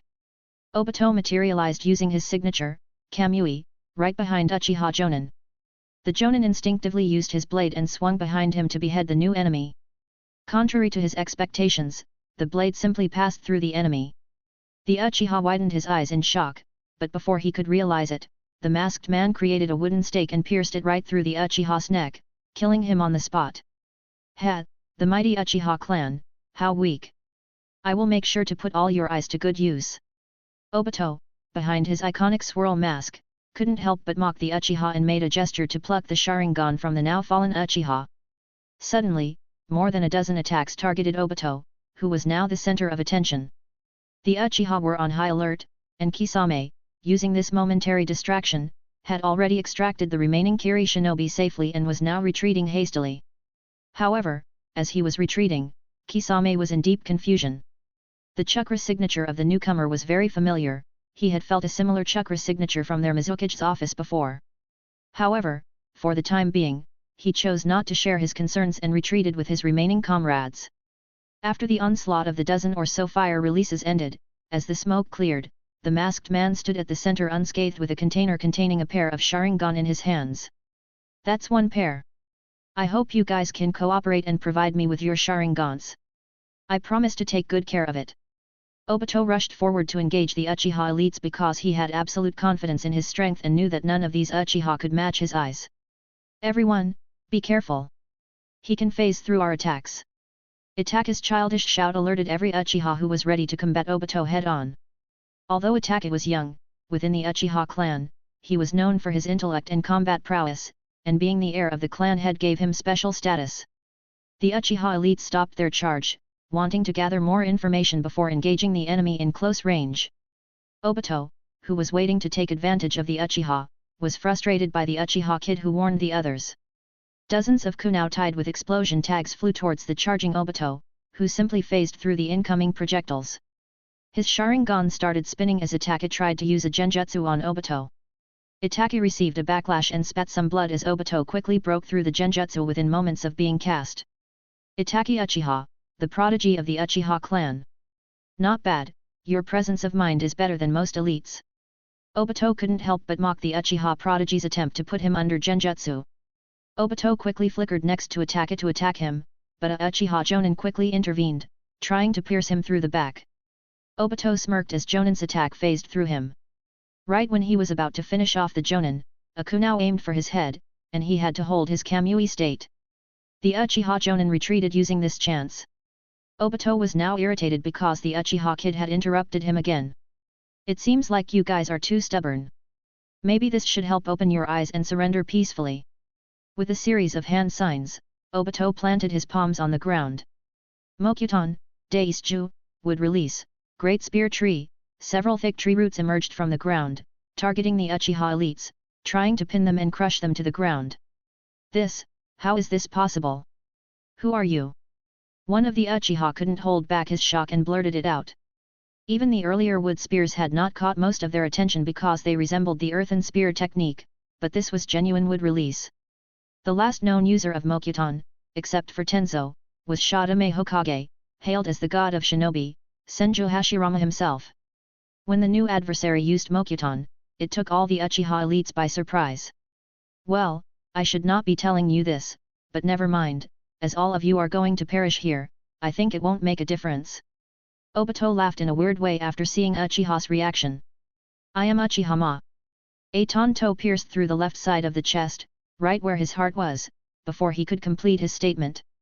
Obito instinctively used his Izanagi before the blade pierced his heart completely, and he reappeared a dozen or so meters from his original position to face his new attacker, who had hidden himself amongst the Uchiha elites. Ha ha ha ha, no wonder you let those Kiri shinobi run away without trying to stop them. So, I was your target. But nobody should know about my existence. How? Obito's eyes were filled with a crazy look as his recent wound before activating his Tsunade healed at an alarming rate. Right when he thought about continuing his assault, he was jolted awake by Zetsu, as Obito had unknowingly fallen into a genjutsu. The sudden genjutsu attack even caught Zetsu off guard because he was not aware of another Uchiha other than Fugaku and Obito, who had activated their manjutsu. Obito, retreat now. That's Uchiha Shisui, he seems to have also awakened his manjutsu. You need to get out now. For him to put you under genjutsu and make you resort to Tsunade means his eye techniques are mind-related. You will be at a disadvantage if you continue. You cannot expose your identity. Zetsu panicked because he knew that although Obito had willingly sided with Madara, he also knew that they had subtly influenced him into following Madara's plans blindly. If he were to be affected by mind art from a manjutsu, that would prove fatal to their plans. So he used the tree roots to communicate with Obito urgently while keeping himself concealed from the Uchiha. Chapter 64. Obito was shocked by Zetsu's revelation, and that's when he noticed the four-sided pattern in Shisui's eyes. When their eyes met again, he started drifting again but collected himself. However, within this split second, Shisui had flickered and planted a phone tag on the right chest of Obito. The phone symbols started spreading through his body. Obito could feel the threat from the phone jutsu tag and decisively ripped off the right half of his body, using Kamui to escape. Everyone who watched this scene was dumbfounded, even Itachi and Shisui, who knew about the enemy beforehand, were caught off guard. Who the heck would expect someone to rip off almost half of their body and escape? Itachi quickly flickered next to the right half that was now discarded and integrating with the soil, growing into a tree. He quickly pulled a tag and sealed the entire growing tree along with the body within it. Shisui Naizen, what are your thoughts? Itachi questioned him after placing the scroll in his pouch. Both Itachi and Shisui were shocked because they were sure that Shisui's sneak attack had connected. The masked man had reappeared a dozen meters away, as if he hadn't taken a fatal strike. The only logic that could explain the situation was some kind of kinjutsu, and both Uchiha had a vague idea about what kinjutsu it was but chose not to discuss it in front of the other Uchiha elites. You were right, Itachi. I don't know where you got this information from, but like you said, he is an Uchiha who has awakened his manjutsu, just like myself and clan head. Shisui, after the recent developments and the peace between the clan and the village, had chosen to confess about his manjutsu awakening to Fugaku. Shisui had yet to disclose his manjutsu abilities to anyone because Itachi had warned him against it. In this world, even though he was in the ANBU, he was not influenced by Danzo much, as the enmity between the Uchiha and the clan had not developed much. So was he the one responsible for the Nine Tails attack? If so, do you have any idea who he is, Naizen? Itachi questioned. Although Kazuki had given Itachi hints, he did not outright disclose Obito's identity because that might end up exposing Kazuki's greatest secret. He has a rare form of space-time related eye technique, this is going to be troublesome. You only told me about the manjutsu, but our enemy seems to have mastered the Mokuton too. We need to relay this message to the clan head and Hokage-sama. Shisui had yet to retract his manjutsu as he felt a subtle feeling of being observed. From the way the masked man escaped his sneak attack, Shisui realized that there might have been a second enemy in hiding who had helped Obito escape his genjutsu. The Uchiha Jonin in charge of the mission quickly recalled all the Uchiha elites who left in the direction of the supply outpost. Within his Kamui space, Obito was now recuperating from his recent loss. The right shoulder, along with a part of his right chest, was missing. He was trying to contemplate what exactly was happening. Although he showed a confident look even when he was ambushed, now he displays a disturbed expression and panic as he almost died at the hands of two Uchiha younglings. Obito wanted to stay in the dark and fulfill the mission given to him by his mentor. The attack on the Uchiha elites was only to stock up on his Sharingan reserves, but he did not expect to fall into an ambush. Fugaku awakening his manjutsu was a recent revelation to him, but now there was a second Uchiha who had awakened his manjutsu, and it was something that could even put him in genjutsu, although he had his own manjutsu. How could this be happening? How do they know about my existence? Shit. Now they know about me. I need to be more careful, and there is someone who can counter me. I need to kill him. I cannot have such an anomaly alive, it will ruin everything, Obito thought to himself. He was someone taught by the great Madara-sama himself. He cannot fail, he needs to fulfill his mission, and only then can he live happily with Rin. He made a resolve that he needed to grow strong, so strong that such a thing would never repeat in the future. And the phone tag, what the hell was that? The phone tag sent a shiver down his spine because Obito hadn't fallen into such a disadvantage since the day he fought his sensei, Namikaze Minato. If he had reacted a bit slower in discarding his body, he might have been killed, or even worse, captured. He had to use Tsunade to save himself from the initial sneak attack, but he couldn't use it a second time because then he would end up losing his original eye, so he had to discard a part of his body to survive. Thinking so, he dug out his now blind eye and discarded it as if it were trash. Back in the command tent of Uchiha Fugaku, the clan head was having a private meeting with his son and Uchiha Shisui. Fugaku walked up and down nervously at the recent revelations that he had received after getting a detailed description of the events. So you are saying that he was able to use Mokuton, and he even used our Uchiha's Kinjutsu, the Izanagi?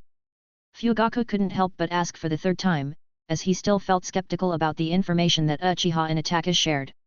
Originally, when his son approached him with details about the man responsible for the Nine Tails attack, he didn't believe it.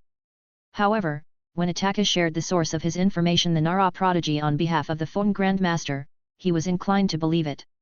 Fugaku understood that the Grandmaster must be trying to help them out, as there were still many people who, deep down, blamed the Uchiha for the Nine Tails tragedy. Shisui, is it possible that someone transplanted the Sharingan and then awakened the Mangekyou? Because the man used Mokuton, I am not sure what to believe at this point, Fugaku shared his concern. Until recently, he didn't pay much attention to Shisui. But a day after Fugaku openly used his Susanoo to help the village, Shisui approached him and confessed that he had awakened his Mangekyou. Fugaku did not insist on knowing the eye's abilities but gave him a few pointers about the drawbacks to keep an eye out for. Yes, Fugaku-sama, it is very much possible. But in my personal opinion, I am inclined to believe that the person I fought was an Uchiha. His body was too in tune with the Mangekyou. I believe one cannot achieve such sync unless they are born with Uchiha blood. I met Kakashi-senpai after Tsunade-sama helped him with the compatibility issue.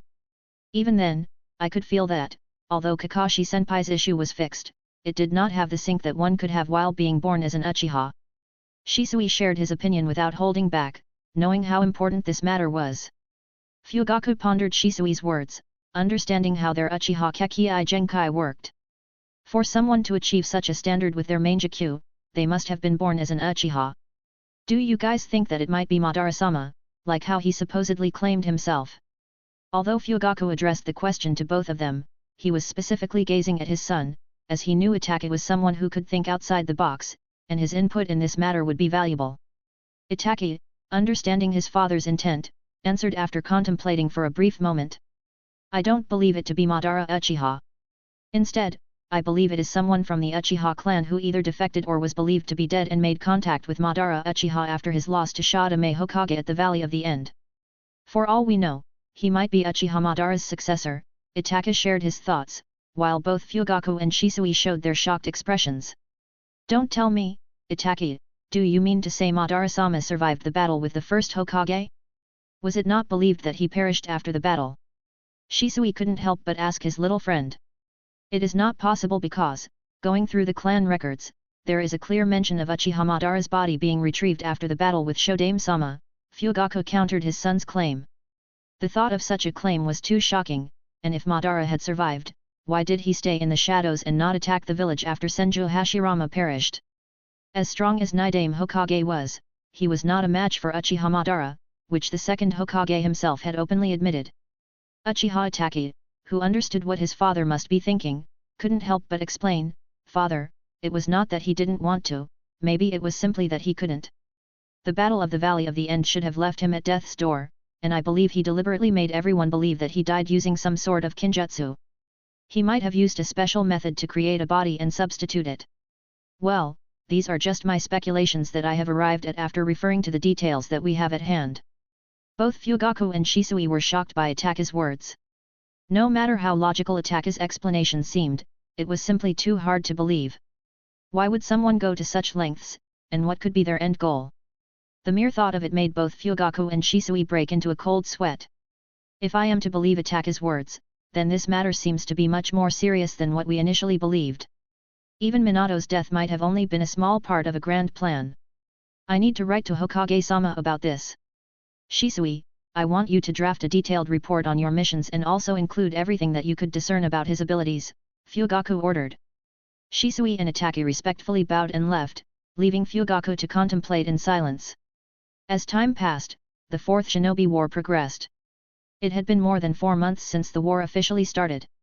Since the victory against the Uegakure army, Konoha has held a lead on the IWA battlefield. Even though the five-tailed Jinchuriki, Han, tried to devastate the Konoha lines, he was thwarted by the Slug Sage. In the past month alone, the Senjua princess has clashed with Han 3 times, pushing him back every single time and almost coming close to killing him on one occasion. On the Kumo battlefield, with the two tails still not deployed, Konoha held a lead, though not by a large margin. Shikaku's brilliant strategies gave the Kumo shinobi a headache, countering all their attempts to gain an advantage. While there were only a few medium-level clashes and skirmishes on other battlefields, the Leaf Village held a comfortable lead, with Jiraiya clashing with the Raikage directly only once, where both parties chose to retreat after a brief exchange. Contrary to other battlefields, the Kirigakure front was the fiercest. The Kiri shinobi threw themselves at the Konoha ninjas, and the Uchiha clan, along with the Inazuka clan, acted like a meat grinder, cutting down enemies who threw themselves recklessly. Kiri had deployed both their Jinchuriki to the front lines. However, with the presence of Fugaku and Shisui, they managed to counter the two Baiju. Every attempt to control the Baiju was thwarted, and they somehow managed to escape back to the Kiri line. Due to the high battle intensity, Hiruzen assigned additional resources and healing scrolls to the Kiri battlefront. Fugaku and Shisui were provided with special medicines that helped relieve the stress on their eyes to a certain degree. However, only Fugaku and Shisui knew how effective the medicines were because no one else knew the existence of such a medicine. Chapter 65. Akimichi Clan, Konoha. The Akimichi clan compound in Konoha was a serene place, and at the moment Shikamaru and Koji were sitting by a pond, enjoying the snacks prepared by Koji's mother. As Yoshino and Koji's mother engaged in a lively conversation, a new party arrived, Ino, the blonde-haired little girl, accompanied by her mother. The bonds between the Akimichi, Yamanaka, and Nara clans were strong, and the three families often spent time together. Yoshino and the other mothers were naturally close friends. Despite the familiarity, Ino usually preferred the company of other girls and only occasionally interacted with Shikamaru and Koji. However, with the onset of the war, Ino had been mingling with the duo more frequently. The decrease in the number of girls playing in the park and the increased time their mothers spent together inevitably led to the three children spending more time together. Upon seeing Ino, Shikamaru couldn't help but sigh. While she was a bold and confident girl, Ino tended to be talkative. Ino noticed the two boys and joined them, declining Koji's offer of snacks with a mention of her diet, which Shikamaru chose to ignore. "Where is Tenten?" "I don't see her today," Ino inquired. In recent months, Ino and Tenten have become quite close. Being a year older than the trio, Tenten enjoyed teasing Shikamaru, Koji, and Naruto. Ino had quickly developed a fondness for Tenten, especially since Naruto often ended up in arguments with her every time they met, and Ino found Naruto annoying. Tenten said she would come to my house later in the evening along with Naruto. "If you'd like, you can join us then too," Shikamaru offered, taking a bite out of his snack. "Shikamaru, you sure are bold. Do you want me to tell her that you addressed her directly by name? Last time I remembered, didn't she specifically ask all three of you to call her big sister?" Ino smirked, catching Shikamaru red-handed in a crime. Koji, who was peacefully eating his snacks, almost choked at the mention of being at Tenten's mercy after Kazuki Naizen had left for the front lines. Tenten had taken it upon herself to guide the trio, and because she heard Koji had shown interest in Fuinjutsu, she made little Koji suffer. However, what Kazuki forgot to mention was the reward that followed after practicing Fuinjutsu. Kazuki always bought Koji all the food if he worked diligently, but Tenten was the devil who made Koji work alongside her with no added benefits.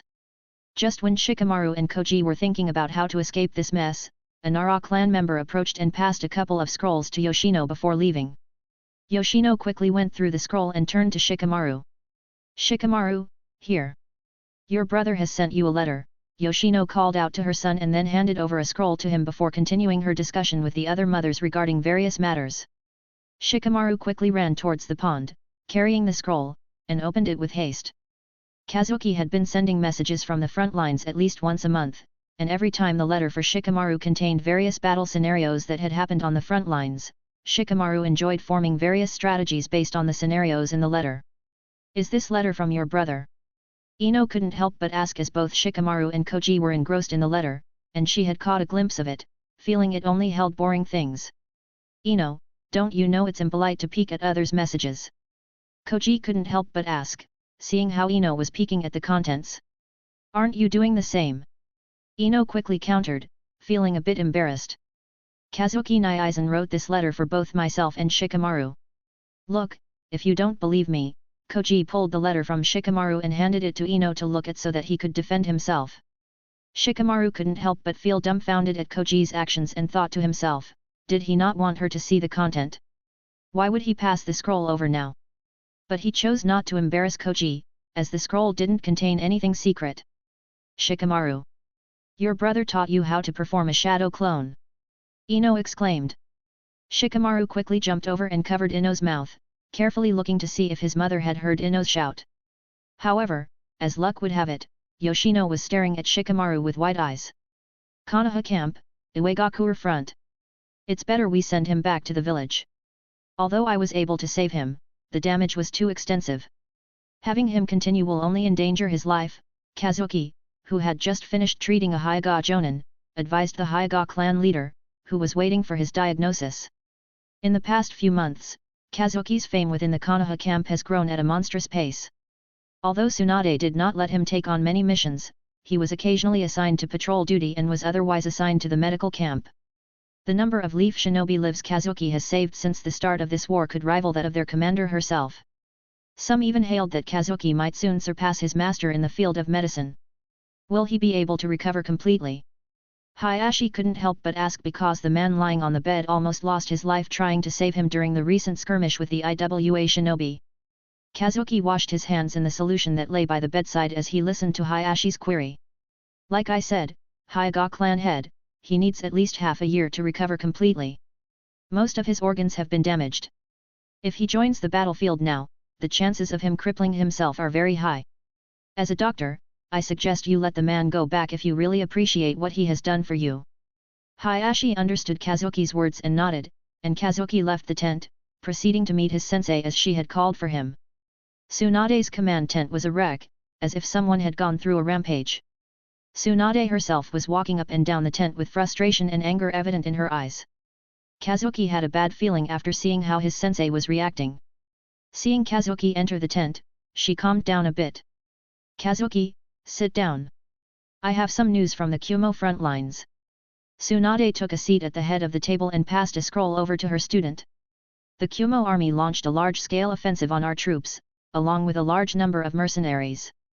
Kumo deployed both their Jinchuriki and even the Raikage led from the front. Kazuki was going through the battle report that Tsunade had handed him, not even concentrating on what his master was saying. Kumo and Iwa had launched a joint offensive on the Konoha army fighting on the Kumo front lines. Both villages had even deployed mercenaries to catch the Konoha army in a pincer attack. What were our casualties, sensei? Is my uncle doing all right? Kazuki couldn't help but ask because the report only had limited information. Shikaku survived, however. The Nara clan took quite some damage trying to stall the enemy and help the Konoha army fall back. However, due to your uncle's quick thinking, most of the army was able to retreat safely towards the secondary defense line. Tsunade shared the additional information she had received on the other battlefield. How? How? I am sure Jiraiya-sama should have been able to hold them back, even if both Raikage and their Jinchuriki took to the field at the same time. Kazuki was frustrated and fuming with anger because he knew his sensei was holding some information from him. The scroll she shared had no details about the list of casualties or the parties involved in the pincer attack. Sai, you were right earlier. Iwagakure launched a large-scale offensive at the same time as Kumo from the other side. Iwa had even deployed their four-tail Jinchuriki in addition to numerous large-scale kinjutsu, along with quite a number of mercenaries. Tsunade couldn't help but sigh in shame, as Kazuki had been sharing his concerns with his sensei regarding the possibility of Iwa and Kumo joining hands to launch an attack on the Konoha army. He had even written to Hiruzen about the possibility, but the elders were not so worried about the possibility after all. Iwa had attacked Kumo at the start of the war. I had told you so, sensei. You guys just had to ignore my words. Now look where that has brought us. Have they officially declared an alliance? Kazuki, although fuming with anger, was still able to maintain his rationality, and his mind started racing, working on all possible counterattacks.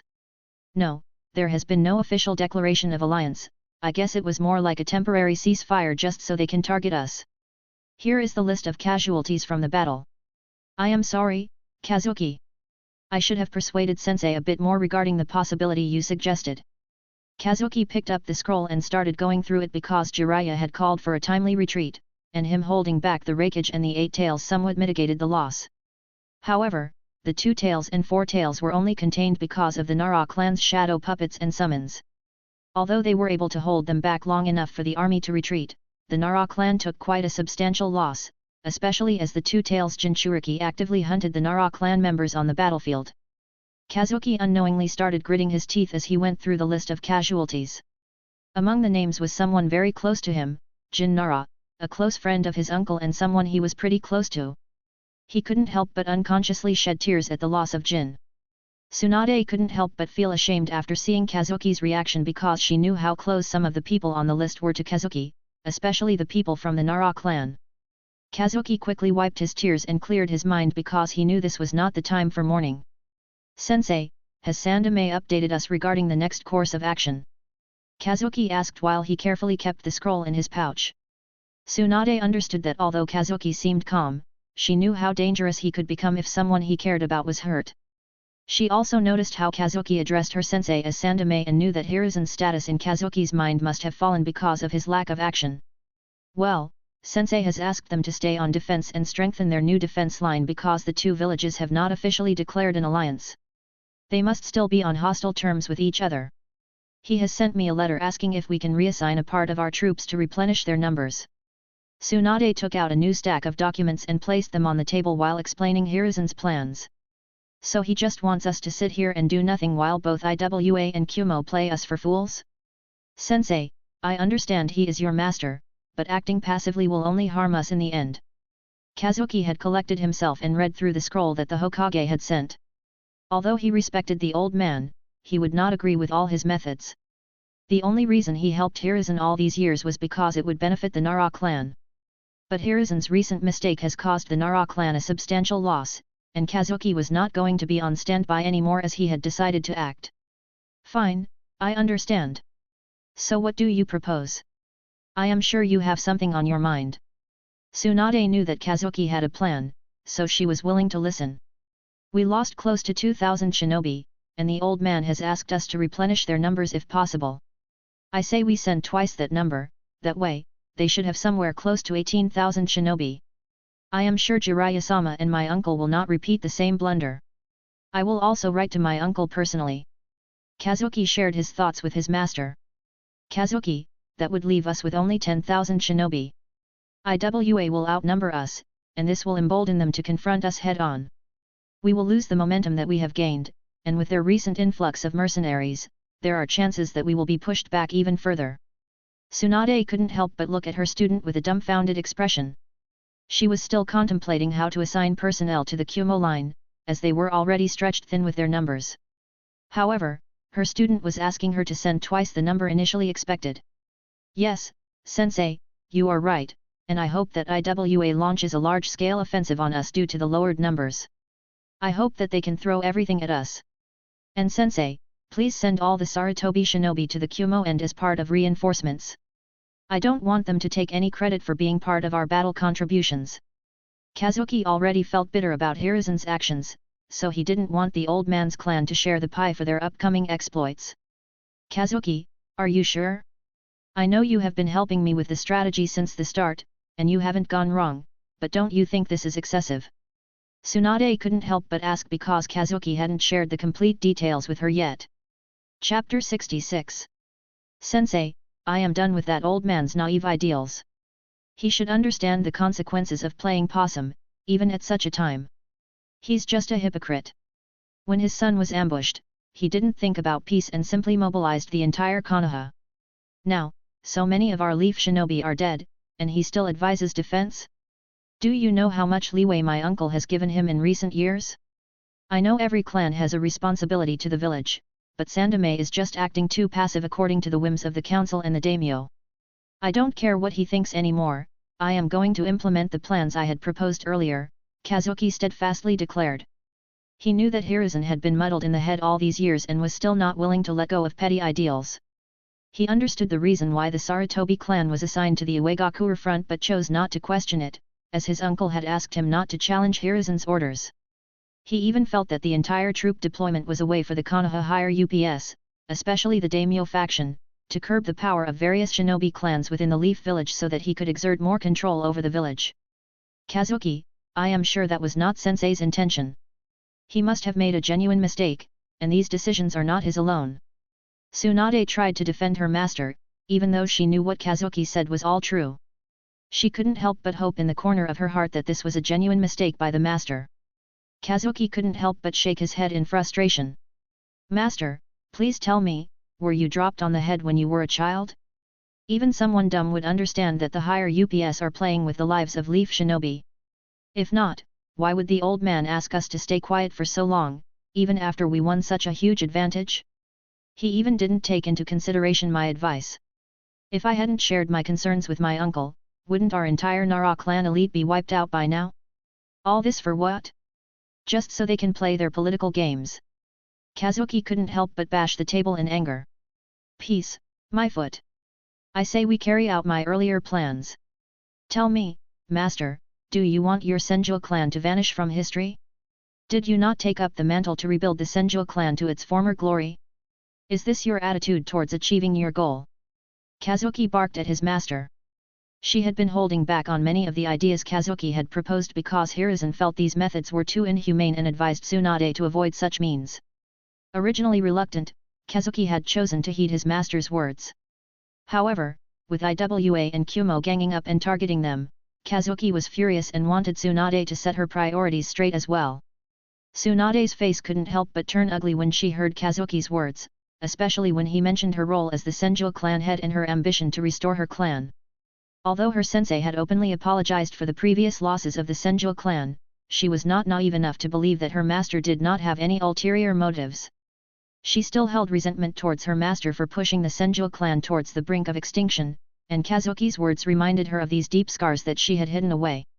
So she resolved herself, if she were to act passively like her sensei, as Kazuki had mentioned, the Senju clan might really vanish from history. Fine, what do you propose? I will reassign the Sarutobi shinobi to the Kumo front and also agree to reinforce them by double the amount, but I need a solid plan. I am not willing to unnecessarily risk the village's ninja lives, like my master. So, give me something substantial. Tsunade made a decision to heed Kazuki's words. Although the kid's ideas were borderline cruel in the shinobi world, showing mercy to enemies was simply asking to be stabbed in the back. Kazuki was relieved that his master was willing to listen to him, so he shared his ideas. Master, I have a proposal. With your authority as commander and the Senju head, I want you to approach the other battlefield commanders regarding my plan. Tsunade was confused because the kid was involving the other battlefronts in his new plans, and he asked her to use her status as Senju head as well. She couldn't help but look at Kazuki for further explanation. I want you to become the next Hokage. I want you to make so many contributions that even if the Elder Council and the daimyo intervene, they cannot stop your ascension. It's high time those old coots realized that their era is long past. Especially the old man should quit and spend time with his grandchildren in peace, Kazuki commented, showing his resolve. He had mentally decided to help Tsunade ascend to the Hokage position. At least that way, he could rest assured that he and his clan could remain safe from the political agendas of those old coots. Please listen to me before you deny it, master. Now, your dream is to rebuild the Senju clan. Think about how this would influence it. And why do you think the other villages are so brashly attacking us even after all these years? Shadame Hokage was strong, yes, I wouldn't deny it, but his act to share the Baijuya was downright foolish, Kazuki continued. Tsunade glared, wanting to interrupt when he brought up the first Hokage, but Kazuki simply gestured for her not to interrupt. Shadame-sama simply armed every major village with enough strength so they could challenge Konoha in the name of balance, thinking it would bring peace. But did he really consider what would happen after his death, sensei? 4 damn shinobi wars, that's your answer. And your granduncle, I don't know if I should call him a genius or a fool. He implemented so many things for the betterment of the village, and in the meantime, he dug a pit for the entire village to be buried in. Kazuki shouted out all his frustration because he knew if he didn't put forth the points harshly, then his master might reconsider her decisions down the line. Kazuki, you shouldn't speak so harshly. I knew Grandpa better than most, he genuinely never expected that the other villages would break their pact right after his death. As for Granduncle Tobirama, he only did all those things to protect the village from the Uchiha. I know what he did was excessive, but you have no idea how much Uchiha Madara's actions affected the village. Tsunade, although reluctant, was not willing to give up her family when Kazuki accused them, even though she knew that her student was right. Sensei, sometimes you make me so angry that I feel like punching you in the face. What Nidame-sama did almost brought the entire village to ruins. Do you think if the Senju and Uchiha retained their full strength to date, the other villages would have dared to wage 4 shinobi wars? I understand what Madara Uchiha did was wrong, maybe some people would call it evil, but you cannot blame him entirely. You should know the reason better than me why he rebelled in the first place.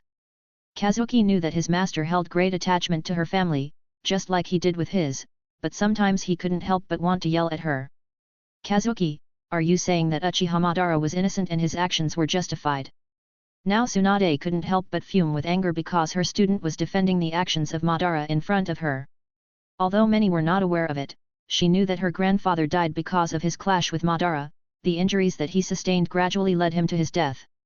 No, Sensei, you misunderstand me. I am not saying Madara is not to blame, I am just saying the way Nidame treated the Uchiha was unwarranted. You don't brand an entire clan as cursed just because of one man's fault. If not for your recent intervention, do you know how the Uchiha would have ended up, Master? Let me tell you, they would have ended up just like the Senju or even worse. Kazuki knew how things would have progressed if Tsunade had not given a helping hand to the Uchiha. Kazuki, maybe he was wrong, but you cannot deny what my granduncle did was with the benefit of the village in mind, and the Uchiha had to take responsibility for Madara's actions. Tsunade couldn't help but sigh because she was arguing with a 7-year-old, trying to prove the actions of her predecessors. Sensei, can you genuinely say that everything they did was right? Forget it, I don't want to argue with you about things of the past. I just don't want you to repeat the mistakes that they made. You should understand that every clan is part of the village, and having an individual clan grow strong is not a curse but a blessing. Caution is fine, but being paranoid, Kazuki couldn't help but calm down a bit after looking at his sensei's defeated look. Look who's talking about being paranoid. Tsunade couldn't help but huff at Kazuki's choice of words. Sensei, stop acting like a child, we have better things to do. Kazuki understood that talking about the old past wouldn't change a thing, and he still had to pay the other villages back for Konoha's recent loss.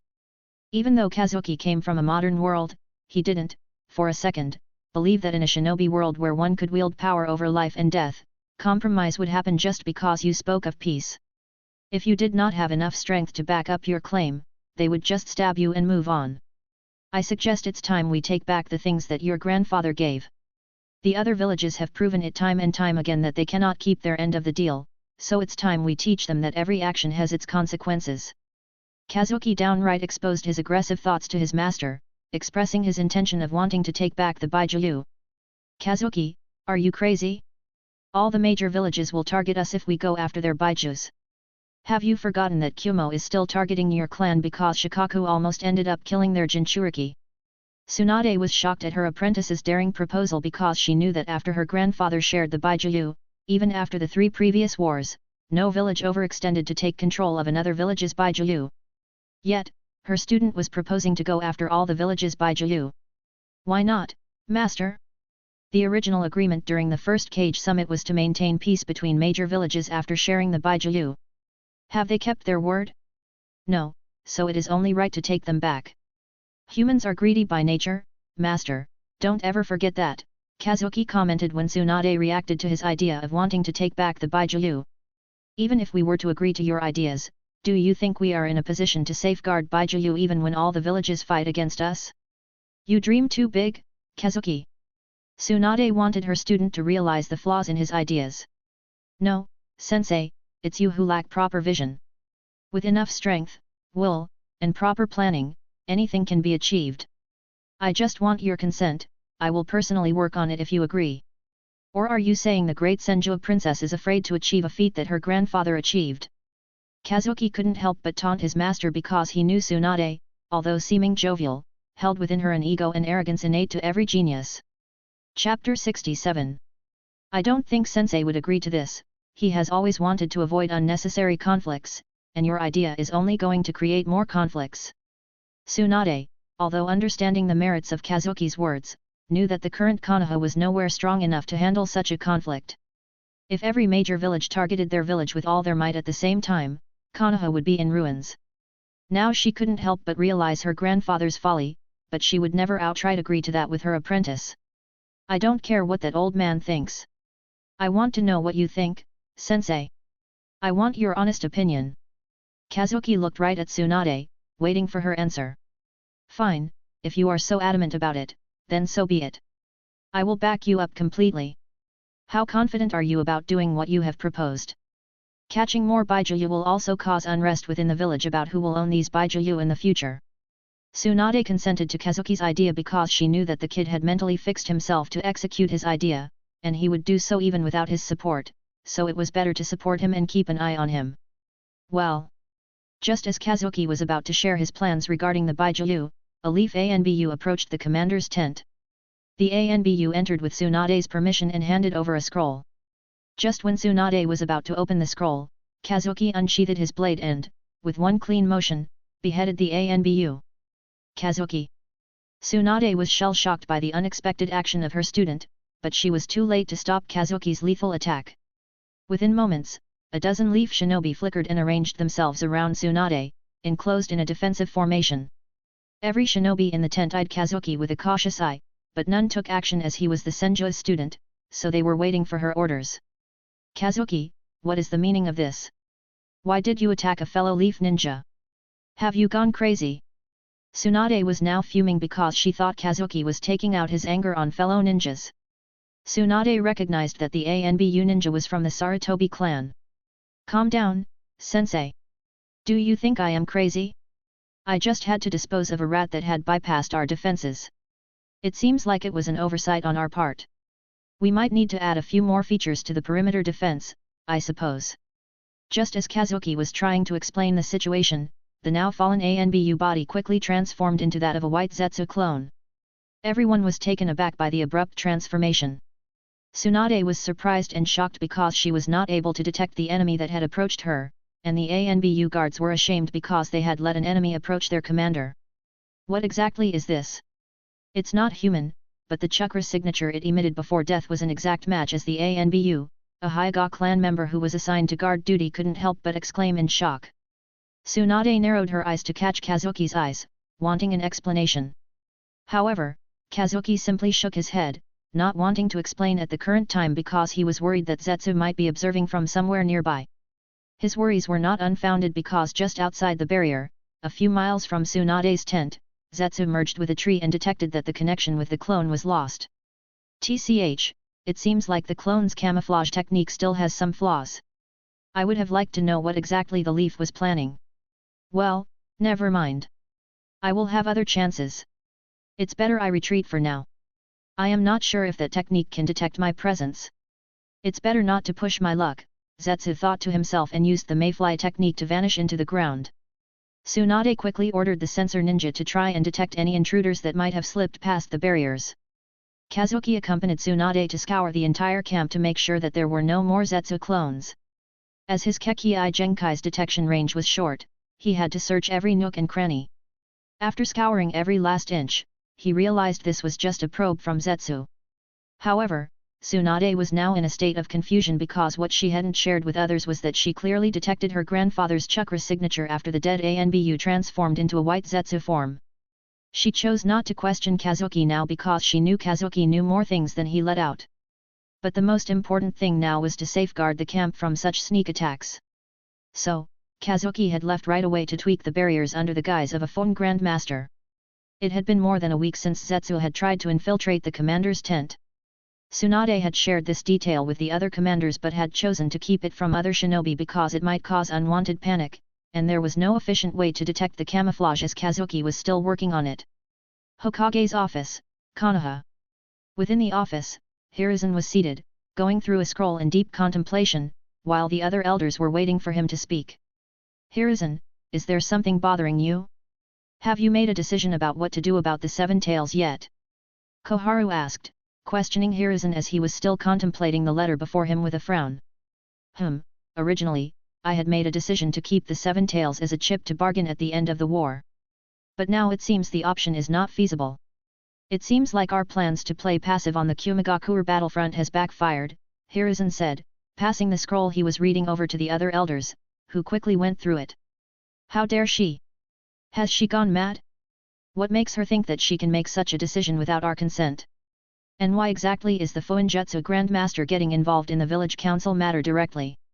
Hiruzen, did you not assure us that the Fuin Grandmaster will not get involved in village politics? The daimyo's advisor questioned because the contents of the letter were a direct challenge to their authority, and it was the Senjua princess herself who was taking action.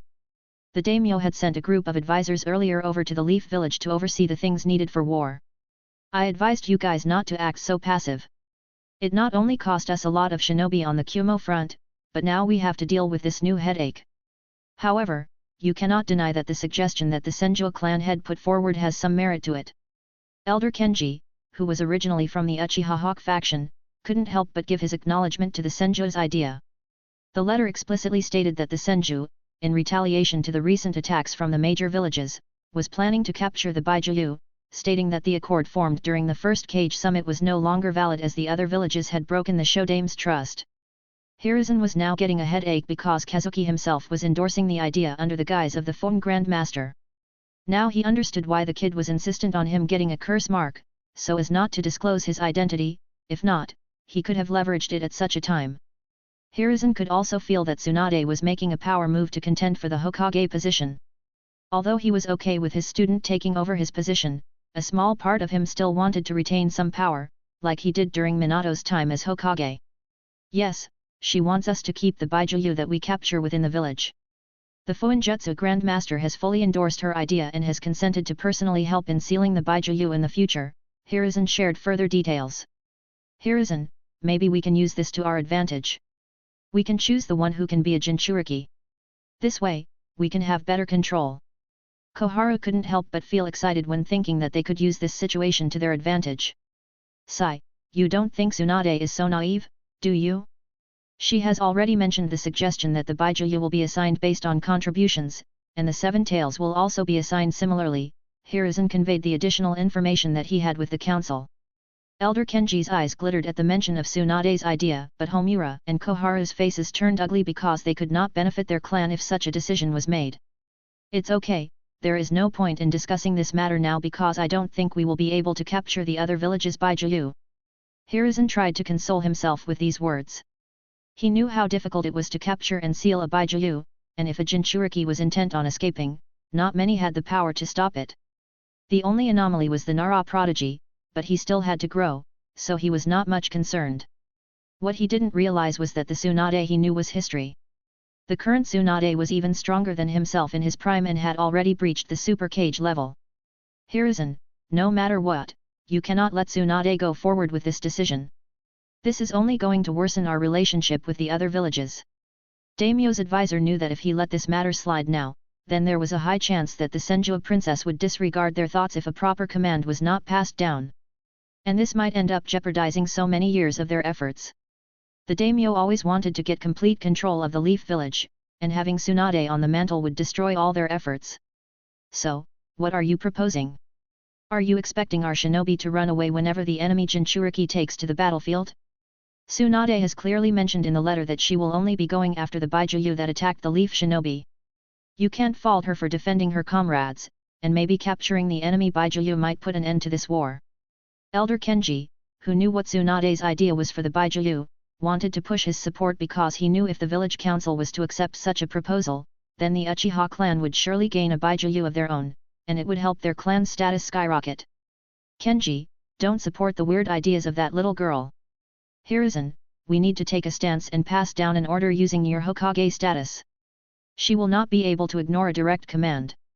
Even Koharu, who had recently changed a bit, still wanted to cling to power and look for more concessions that might benefit their clan.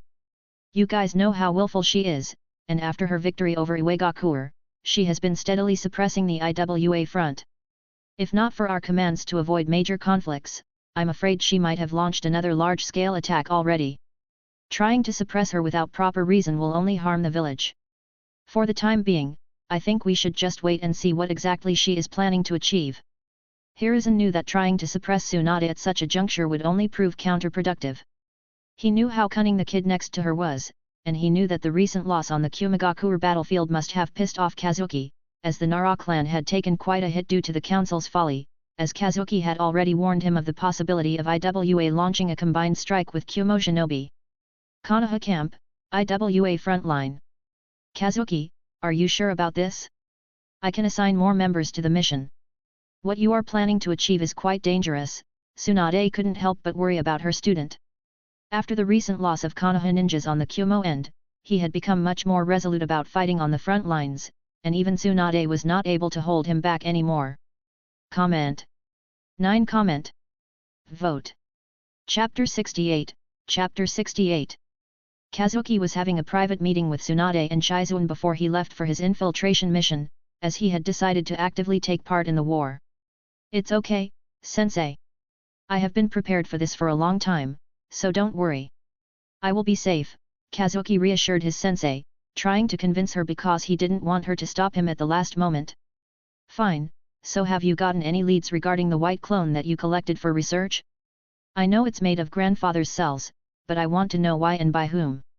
I want to know if the village had any involvement in this matter, Tsunade queried, and Shizuan, who was by the side, was shocked by the revelation. However, Kazuki kept his composure, and he chose not to reveal any information about Madara hastily because that might cause too much chaos. But he was not going to let his sensei be caught off guard while he was away, so he had made preparations. In the past week, after he got his hands on the white Zetsu clone, his research had a huge breakthrough. Sensei, the creature is definitely something made using Shodame's cells, and the chakra involved seems much more potent than the ones we are normally attuned to. It feels more in tune with nature, like a sapling given form. Although Kazuki knew what exactly Zetsu was made of, he chose to hold back most of the information. He pulled out a scroll and passed it to Tsunade, who curiously read through it, and her eyes couldn't help but widen in surprise. Kazuki, is this true? Are you absolutely sure?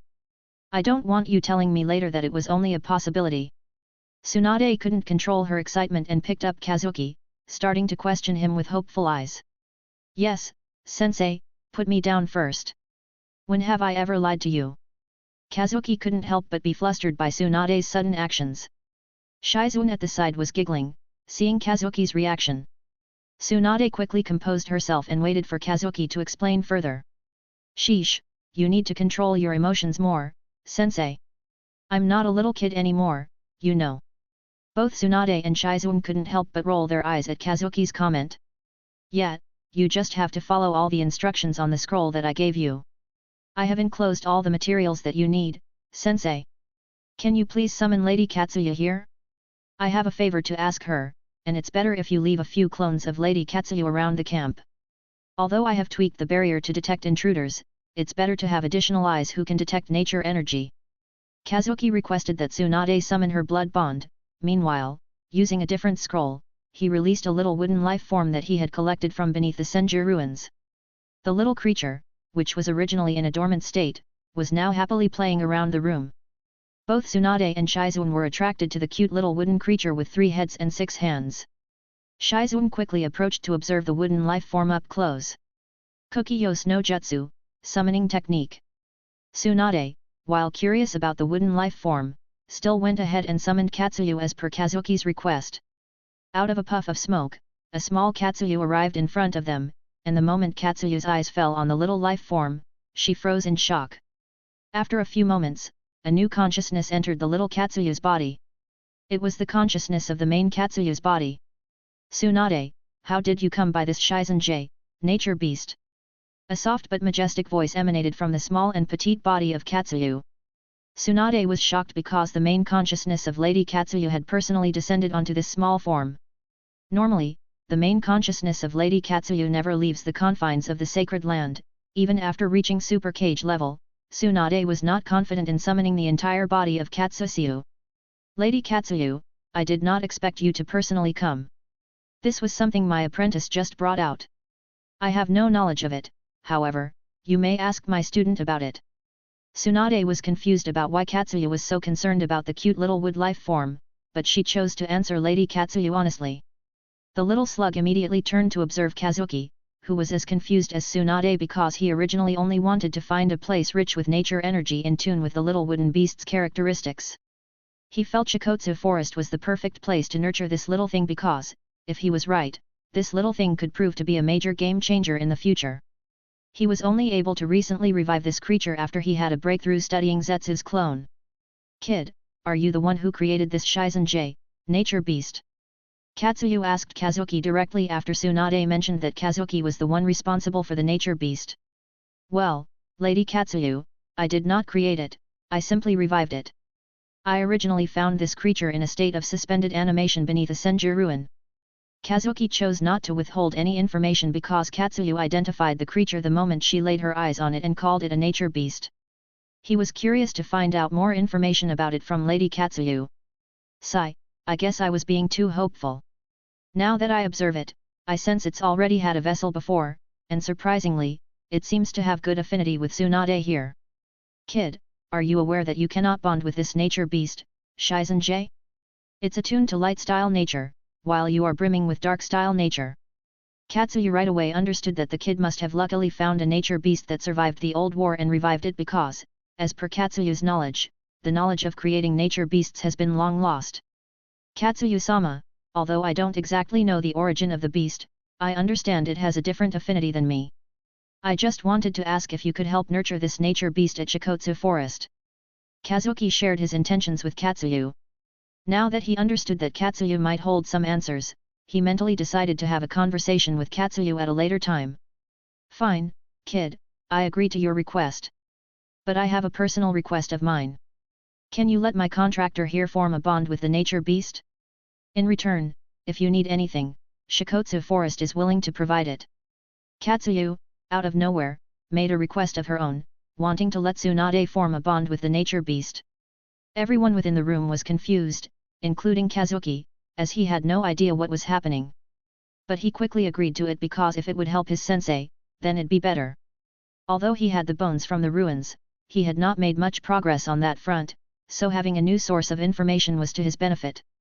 After a brief conversation, Lady Katsuyu left with the nature beast, and she also advised Tsunade to visit Shikotsu Forest and completely master Senjutsu. Although Tsunade knew about Senjutsu, she hadn't mastered it yet, and the prerequisite to forming a bond with a nature beast was mastery over nature's energy. Kazuki, after settling a few more important things, donned a brand new kitsune mask that he had crafted and went to meet the ANBU team that was waiting for him. The team consisted of a total of 6 members, including Kazuki, and the team was handpicked by Kazuki himself with Tsunade's direct authorization. The team consisted of an elite jonin, 2 jonin, 1 Takubitsu jonin, and Kazuki. The last pick was Torun, who was originally surprised when the order was passed because he was just a genin and hadn't been promoted yet. Kazuki had asked for Torun because many of Kazuki's upcoming strategies involved Torun as the core. Kazuki had already reached Chunin rank due to his contributions in the past few months. He had more than enough contributions to reach even the elite jonin rank, but Tsunade chose to withhold his rank due to a lack of experience, and it would also attract unwanted attention. The elite ANBU team was originally skeptical about the person in charge of the team, as Kazuki was only a Chunin, but they couldn't question orders, and Kazuki was Tsunade's apprentice.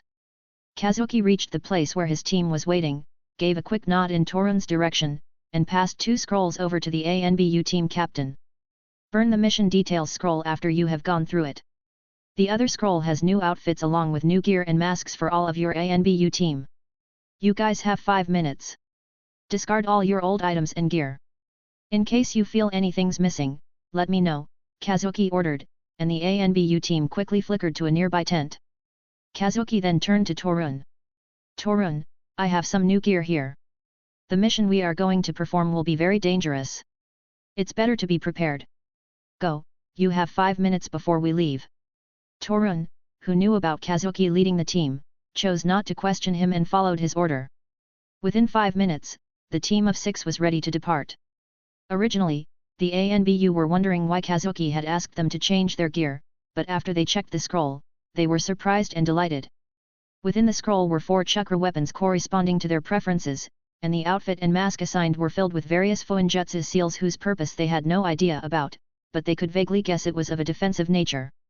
The scroll even consisted of a dozen highest-level medical scrolls and various medicines. Even the explosive tags and various ninja tools were of the highest quality. The ANBU team quickly composed themselves, and after fully gearing up, they went back to meet their new team leader. The mission we are going on is going to be long-term.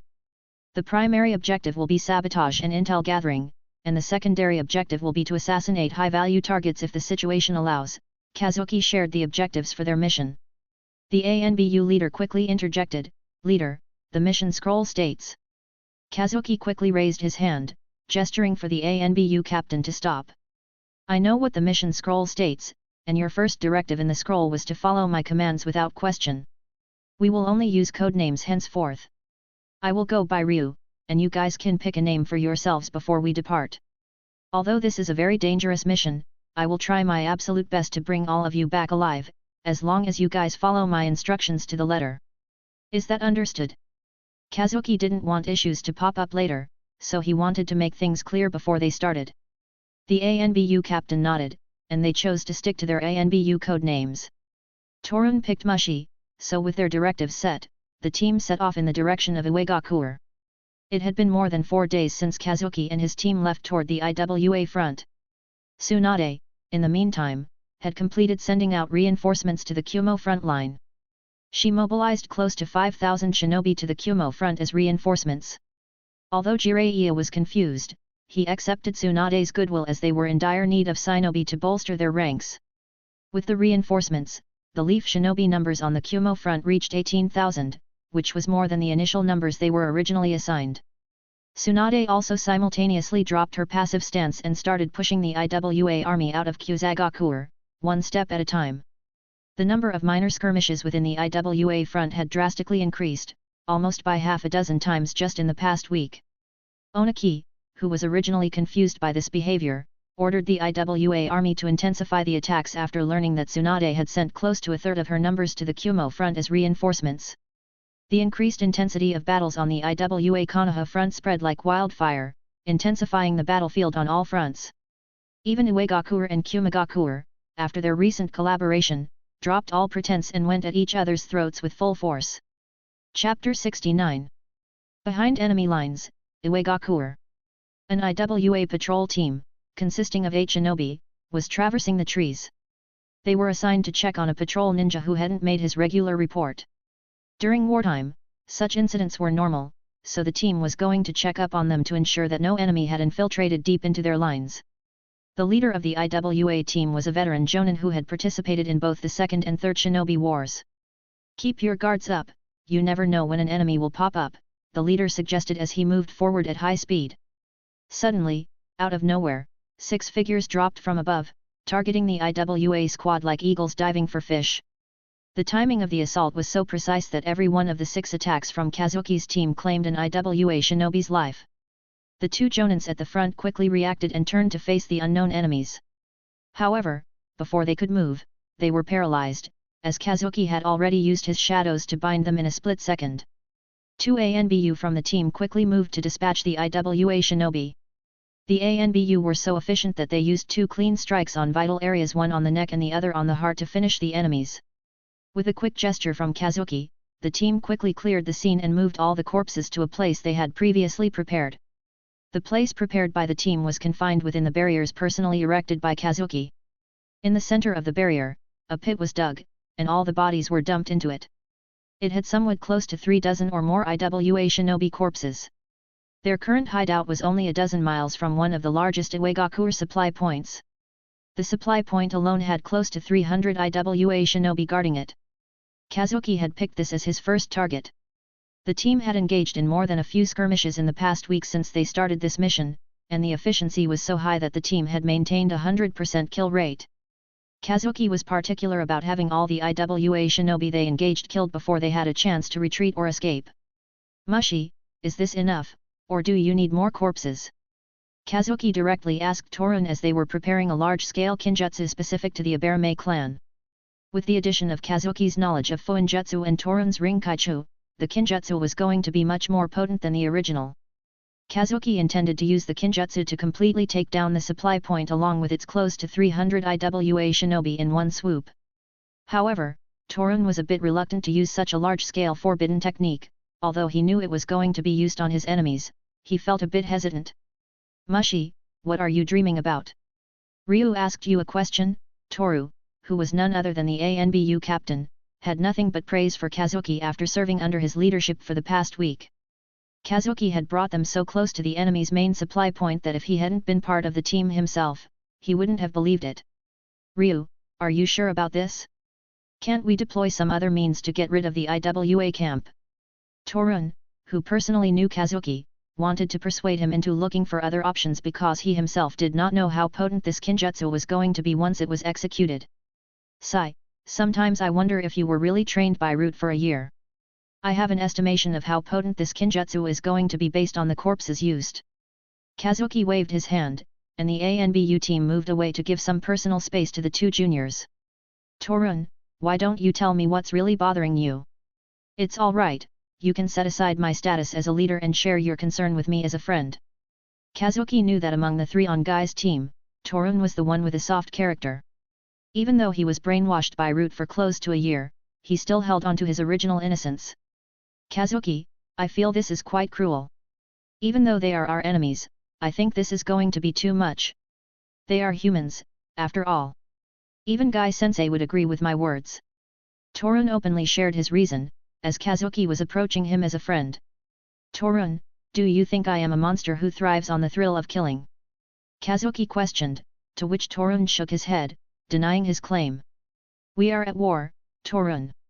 I understand they are following orders, but being a shinobi means being ready to take life while at the same time being ready to sacrifice it.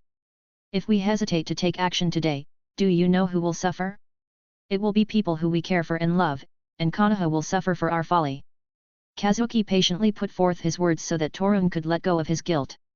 But, Kazuki, can we not find another method to execute the task? I am sure if you think hard enough, you can come up with an alternate plan.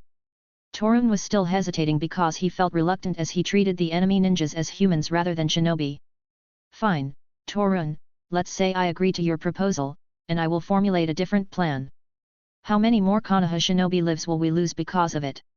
And it's not like everyone in there can be considered a human, Torun. I will take responsibility for the failed mission, however, are you willing to take responsibility for all the deaths that our inaction will lead to? Kazuki understood Torun's main reason for hesitation, so he rummaged through his pack, pulled out a scroll, and passed it to Torun. Go through it, and if you still feel that these IWA ninjas within the camp are worth sparing, then I promise I will look for an alternate plan. As Kazuki said, Torun received the scroll and unfurled it. What he read made his blood freeze, and the more he read, the more his anger flared. By the time he finished the scroll, Torun returned to his calm state, and there was no more doubt in his eyes. He knew everything mentioned in the scroll was true, as Kazuki had no need to deceive him at this juncture. Kazuki, I am sorry for questioning your decision. I only knew about our Leaf Kunoichi's casualty numbers, but I never thought they were subjected to such cruelty before their deaths. I never realized Iwa's hatred for Yandere ran so deep. Torun was now sure that most within the current IWA camp did not deserve his mercy, so he resolved himself to carry out the mission without further hesitation. Remember, Torun, mercy should only be granted to those who deserve it. If you meet such monsters among us in the future, don't hesitate to cut them down. I will personally bear the consequences. Kazuki declared, to which Torun nodded. Within a few minutes, the preparation for the Kinjutsu was complete, and the team was simply waiting for the perfect time to strike. Kodoku no Jutsu, Jar of Poison Technique. Weaving a number of hand signs, Torun completed the final part of the jutsu after waiting a couple of hours. Kazuki's idea was to make the poisonous cloud drift towards the IWA supply point. He had already deployed his shadow puppets in 3 directions to erect a barrier and trap all the IWA shinobi. Once the poison gas filled up, they would ignite it, causing any IWA ninja caught within the barrier to perish. With a nod from Kazuki, his team moved stealthily to close the distance with the camp. Torun released the barrier enclosing the poison gas. Kazuki had taken precautions to provide his teammates with antidotes for Torun's Raikage to avoid his teammates accidentally getting killed during the initial gas explosion. Due to Kazuki's modification of the ritual, the poison gas produced was colorless and odorless. Only those who were aware of Raikage could detect it, so the IWA shinobi had no idea as death loomed over them. Once Torun confirmed that the poison cloud had drifted into position, Kazuki immediately had his shadow puppets raise a barrier. Normally, the kinjutsu was meant to be detonated, and the Raikage would spread indiscriminately, but Kazuki didn't want that. He wanted the attack concentrated on the IWA supply point. The moment the sealing barrier was deployed, the sensor ninjas on the IWA side became aware that they were under attack. However, it was too late. Katsuyu. With only a final hand sign, Torun triggered a super large-scale explosion, which ignited the poison cloud. Although the explosion was contained within the barrier, the aftershock attracted IWA shinobi's attention within a dozen-mile radius. Kazuki had already planned for such an eventuality, so he instructed his shadow puppets to plant 3 totems, which would act as a temporary core for the barrier. He recovered his puppets and started retreating with his team away from the IWA camp, which was now going through literal hell. The entire IWA supply camp was completely caught unaware, and due to the barrier enclosing them, they had no way to escape. Within a few seconds, the poison cloud was ignited, and the entire camp was filled with Raikage poison. Screams and wailing filled the entire IWA camp, as none were spared. The poison, the moment it made contact with the skin, started corroding and melting the shinobi. Even bones started melting as if potent acid were poured on their bodies. The IWA shinobi tried to escape using earth release, however, Kazuki had accounted for such a thing, and the barrier even covered this escape route. So they had to resurface when they ran out of air under the ground, exposing themselves to the poison again, as they could only resurface within the barrier. Some Jonin and elite Jonin started launching various ninjutsus and combination earth release techniques as their skin and bones corroded, but the barrier held firm. Within minutes, the IWA shinobi who had been within the vicinity for miles had arrived, but they were helpless as the barrier stood, and they could only watch as their comrades succumbed to the poison. Kazuki used this method because he wanted to send a message back to IWA. During the last combined attack of IWA and Kumo, when the Konoha army lost, the main reason was because Uegakuer had deployed a large number of similar large-scale kinjutsu, although not as potent as the one Kazuki used. They made up for it with numbers and also specially hired mercenaries who specialized in such kinjutsu. So Kazuki wanted to teach Oniki a lesson that he would not forget, and if he wanted to use such kinjutsu again, he must remember that even Konoha had at their disposal even more potent kinjutsus. The cries within the barrier only subsided after more than an hour. Although the IWA shinobi had found the totems that acted as barrier cores under the advice of a veteran elite Jonin, they chose not to remove the barrier as there was a danger of the poison spreading. The entire IWA camp became a no-man's zone, fully contaminated by the poison. As the poison was colorless and odorless, the IWA shinobi had no idea how to proceed. There were already IWA teams scouring their defense lines to find the shinobi responsible for the tragedy. However, none were able to find even a single trail of Kazuki's team. The news of the massacre sent the entire IWA army into turmoil. Every IWA ninja was howling for the blood of the perpetrators. Unlike the ANBU captain's report, the base did not have just 500 shinobi, it also held an additional 200 IWA elites who had just delivered the recent batch of supplies meant for the next 3 months. So Uegakuer, in addition to losing 500 of their shinobi, also lost one of their largest supply points along with months' worth of supplies. This was a heavy blow to the Uegakuer army. Chapter 70. The moment Oniki got the news, he blasted a hole in his office and assigned various elite teams to hunt down the enemy responsible for the tragedy. The entire Uegakuer was filled with various emotions. What hit them was not just the number of deaths, but also the way their shinobi died. The vivid details of the IWA shinobi's deaths prompted Oniki to directly write to Tsunade, demanding that she hand over the shinobi responsible for the IWA massacre in exchange for a temporary ceasefire. The Senjua princess simply tore Oniki's letter, sent a 2-word reply, 23, and sent it back to the Tsuchikage so that he could understand the gravity of the situation.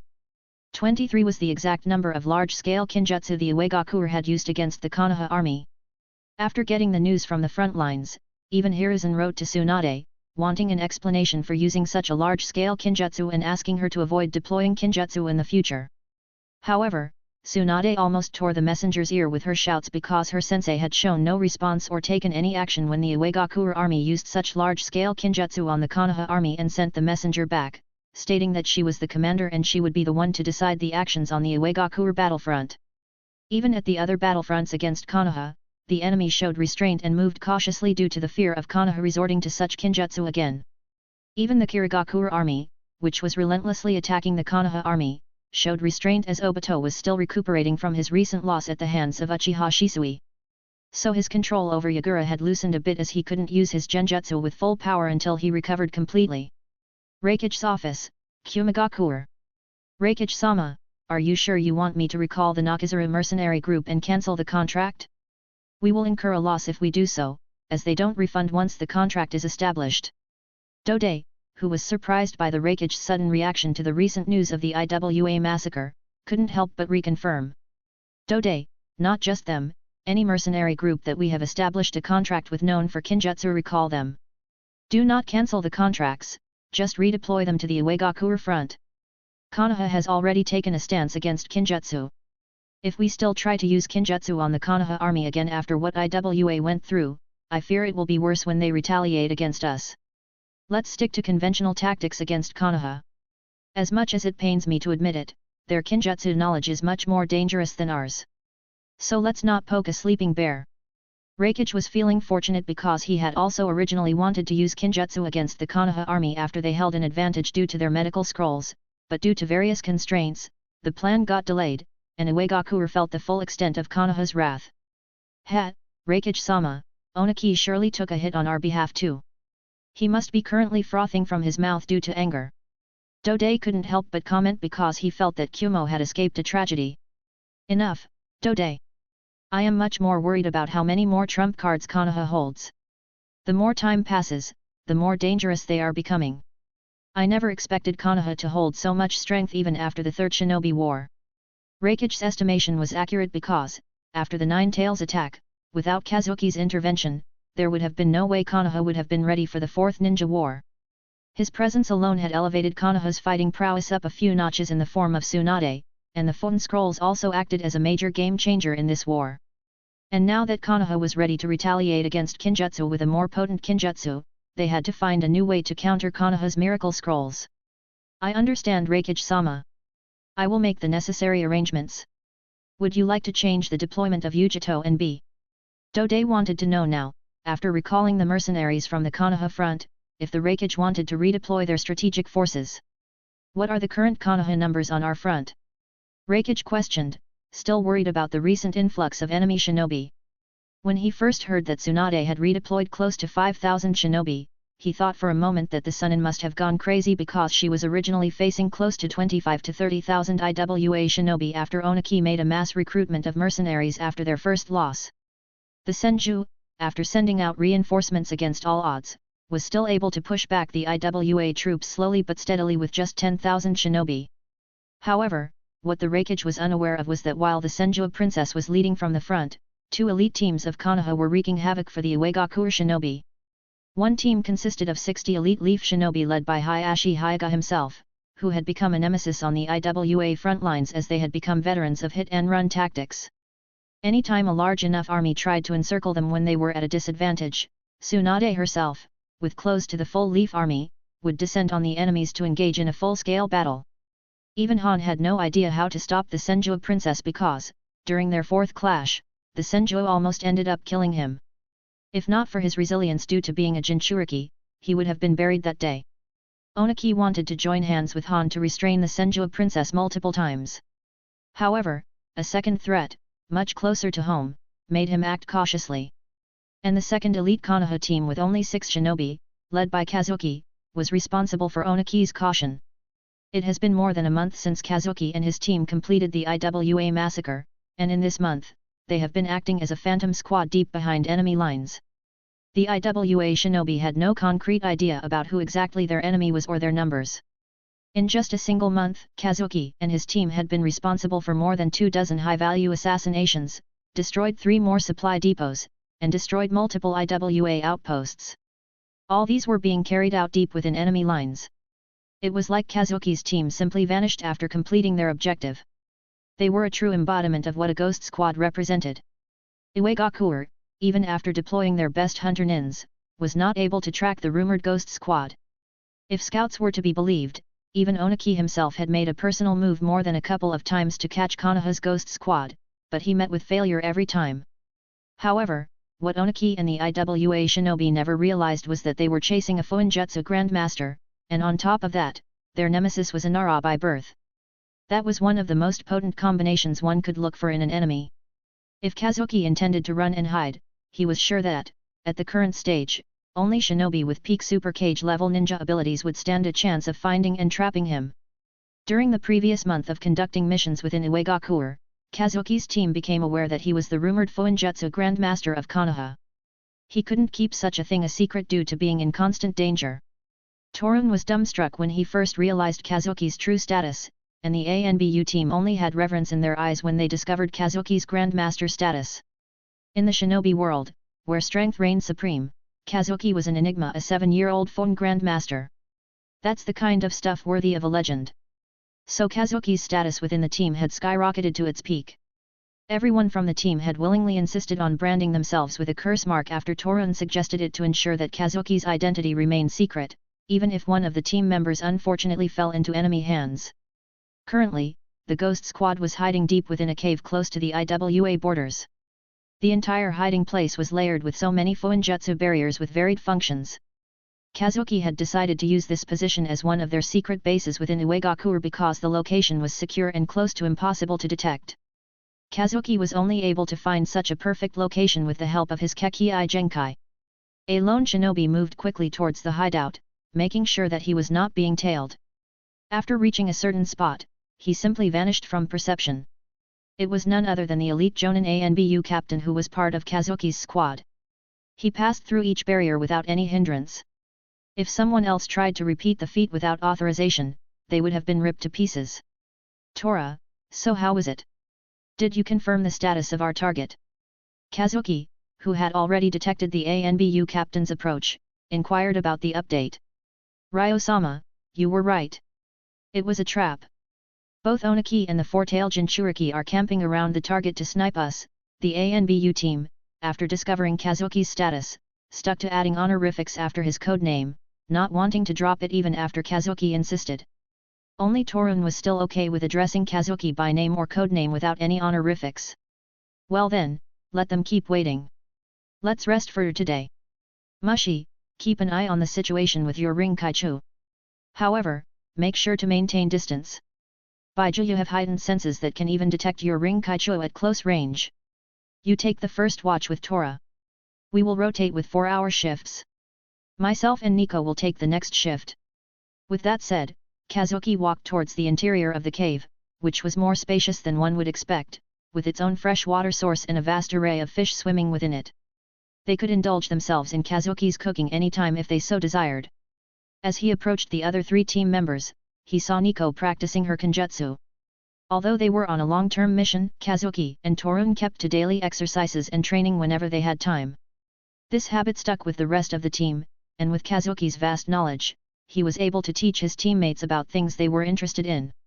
Especially the ANBU captain, who was an elite Jonin, had capitalized on this unexpected boon and started to perfect his Fuinjutsu skills under Kazuki's guidance. Ijao Uzuki, the Takubitsu Jonin of the team who also went by the code name Nico within the team, was about the same age as Kakashi and had personally requested Kazuki to guide her in both Fuinjutsu and Kenjutsu. Kazuki had taught Nico his first form from his sword style, which Ujao was currently practicing. Ujao was fully immersed in practicing the Kenjutsu move that Kazuki had taught her. She channeled her lightning chakra through her sheathed blade, made of the highest quality chakra metal that Kazuki provided the ghost team at the start of their mission. Nico held her drawing stance as Kazuki and the other 2 members of the team were attracted by the momentum that Ujao was building. She was channeling her chakra at an alarming rate. Kazuki gestured for one of the Jonins to intervene if she were to go overboard and hurt herself during the process.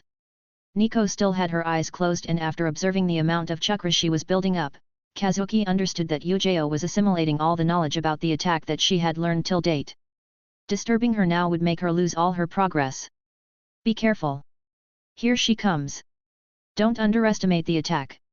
Put your guard up, Kazuki advised the Jonin, and with a quick nod, the Jonin unsheathed his own chakra weapon, channeling it with the wind chakra to counter Ujao's incoming attack. Nico lowered her stance, almost crouching, and her soft voice reverberated throughout the cave, Ichi no kata, Buridosink, first form, Volt Flash. Uchiha vanished with a flicker, creating a sonic blast in the process. The Jonin, although surprised, was able to put up his weapon in defense. However, what he didn't expect was that the force behind the clash almost threw him off. If not for Kazuki supporting his back with his palm, he would have been launched onto the cave walls. I told you to be careful. Kazuki couldn't help but smile because, as the creator, he knew how potent his kenjutsu was.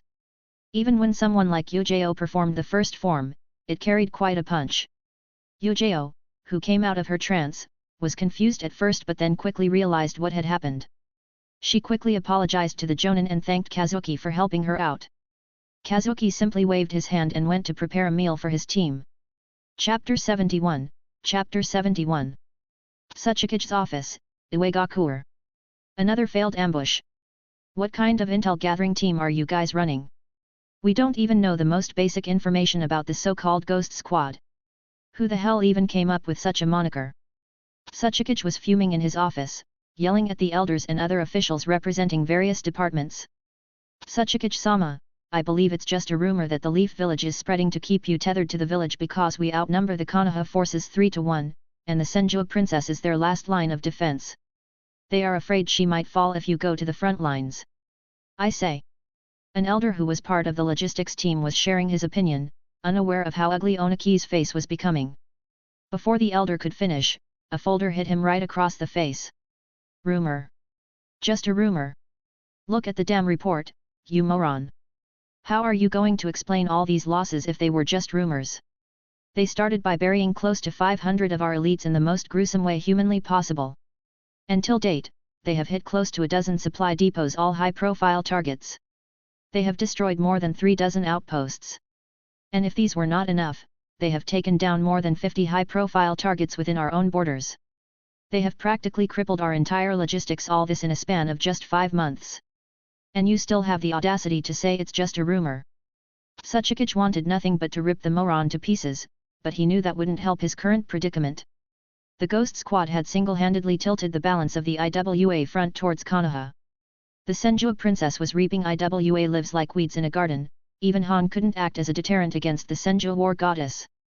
The Tsuchikage, for the second time in his life, had to issue an order for the IWA shinobi to retreat if they faced Tsunade while carrying out a mission during war. Han was now just a long-range turret, keeping Tsunade from moving too far into Iwagakure's ranks. Tsuchikage felt so ashamed because he was losing to Konoha's forces, even though he had a 3-1 advantage and a Jinchuriki deployed. He understood he could turn the tides if he joined the Konoha front, but the looming threat of the infamous Ghost Squad had essentially pinned him to defend his home. Even the Kumigakure front was being affected because the Eight Tails and the Raikage had started to actively harass their lines. Although Rashi was handling the current situation, it might deteriorate any second. The war had progressed for almost a year now, and all the advantages that IWA had started with had completely vanished into thin air. Although IWA still held control of Takigakure, they had lost complete control of Kusagakure. Now, the Leaf Village had almost reached their borders. The Ghost Squad is just one of the many problems we have on our hands right now. We have been receiving requests from the daimyo asking us for explanations and compensation for failing to fulfill our end of the contract. Not just that, they are even threatening to withdraw their support if we fail to fix the situation.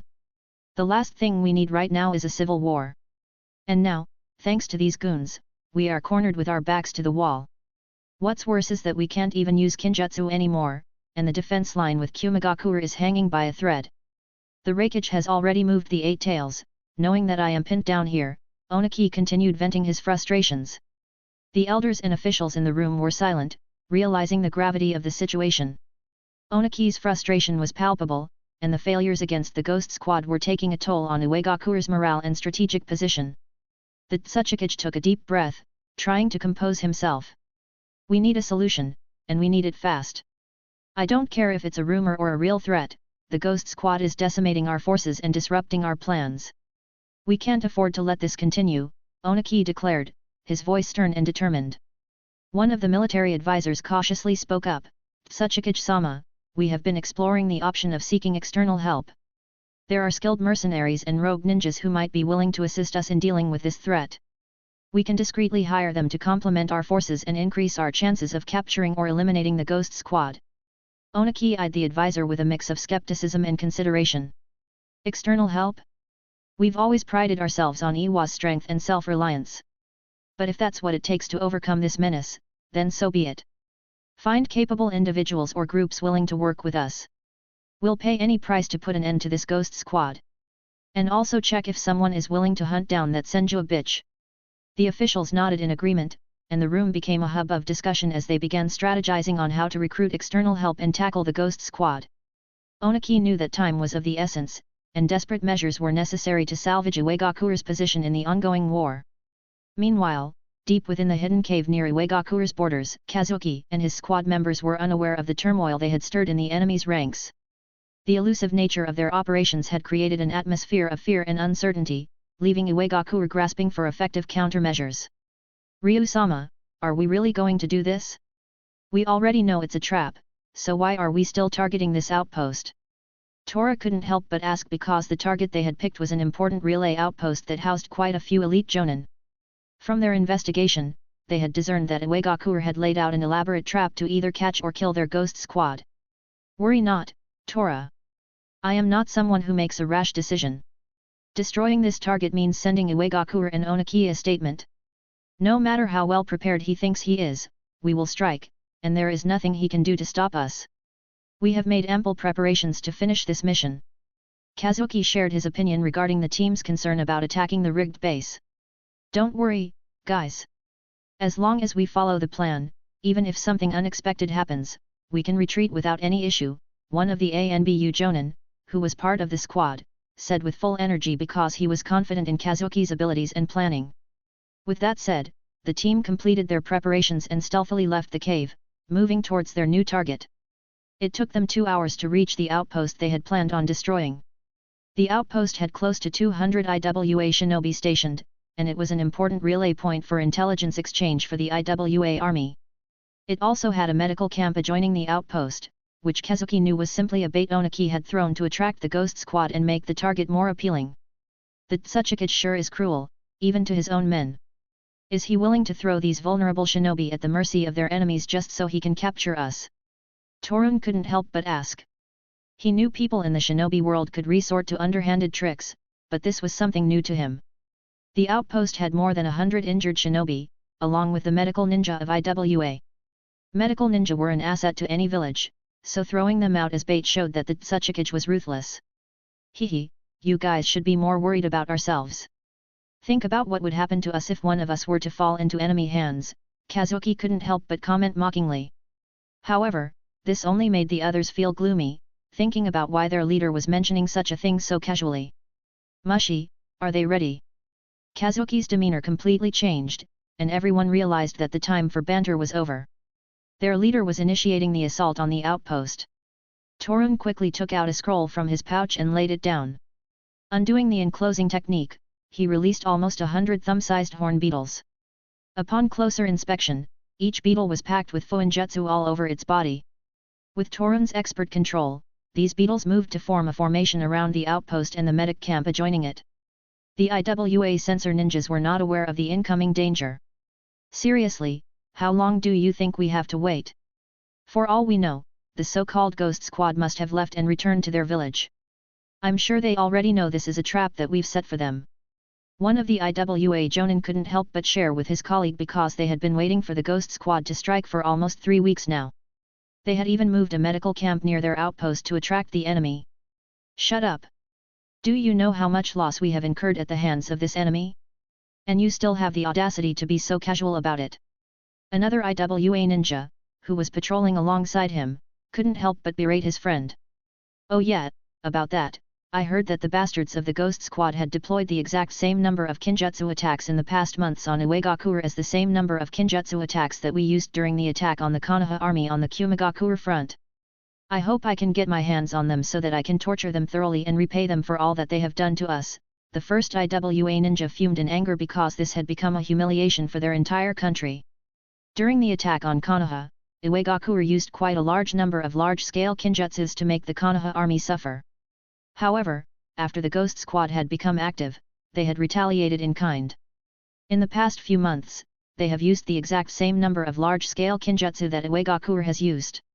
Only after that had the kinjutsu attacks stopped.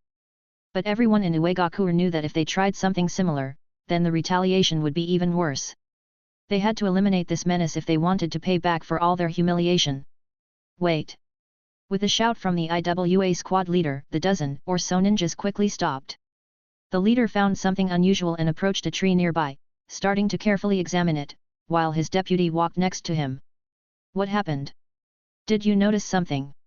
The IWA Jonin questioned their captain, who was keenly watching a beetle that lay on the tree. This beetle, at first I thought it was a coincidence, but now I feel something's wrong. Don't we have a member from the Kamaizuru clan? Call him quickly.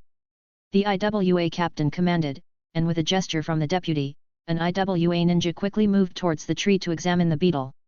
The Kamaizuru clan shinobi first approached the beetle. Although at first it seemed normal, this species was not indigenous to the area.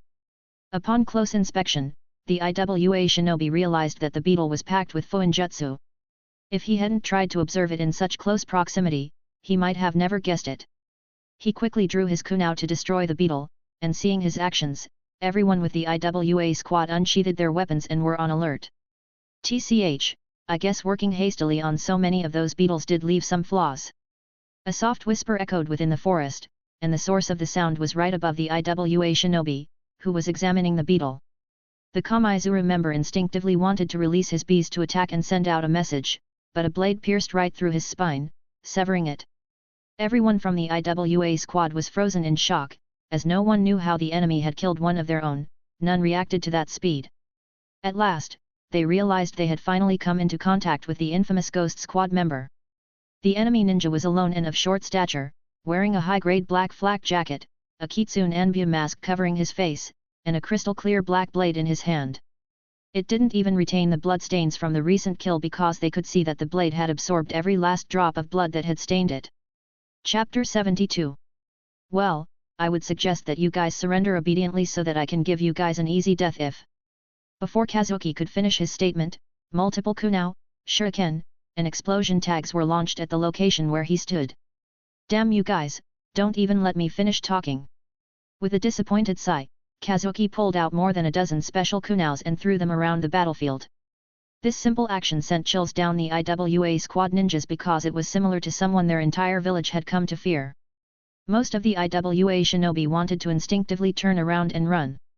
Even the deputy was no exception, as the fear of the yellow flash had been etched into their very souls. Only the IWA captain maintained his calm somewhat and wanted to rally his squad. I'll kill you all. Stop running and fight back. Just at that moment, the world around him started spinning literally, and after a few moments, he saw a headless body standing in an upright position. He realized what happened, and his consciousness faded. The last thing he saw was the IWA shinobi trying to run but being cut down like weeds without any resistance whatsoever. Remember, under no circumstances are you guys supposed to use earth release techniques. Anyone who uses earth-type techniques will be subjected to gravity suppression. The more earth-type transformations they use, the easier it is for us to kill them.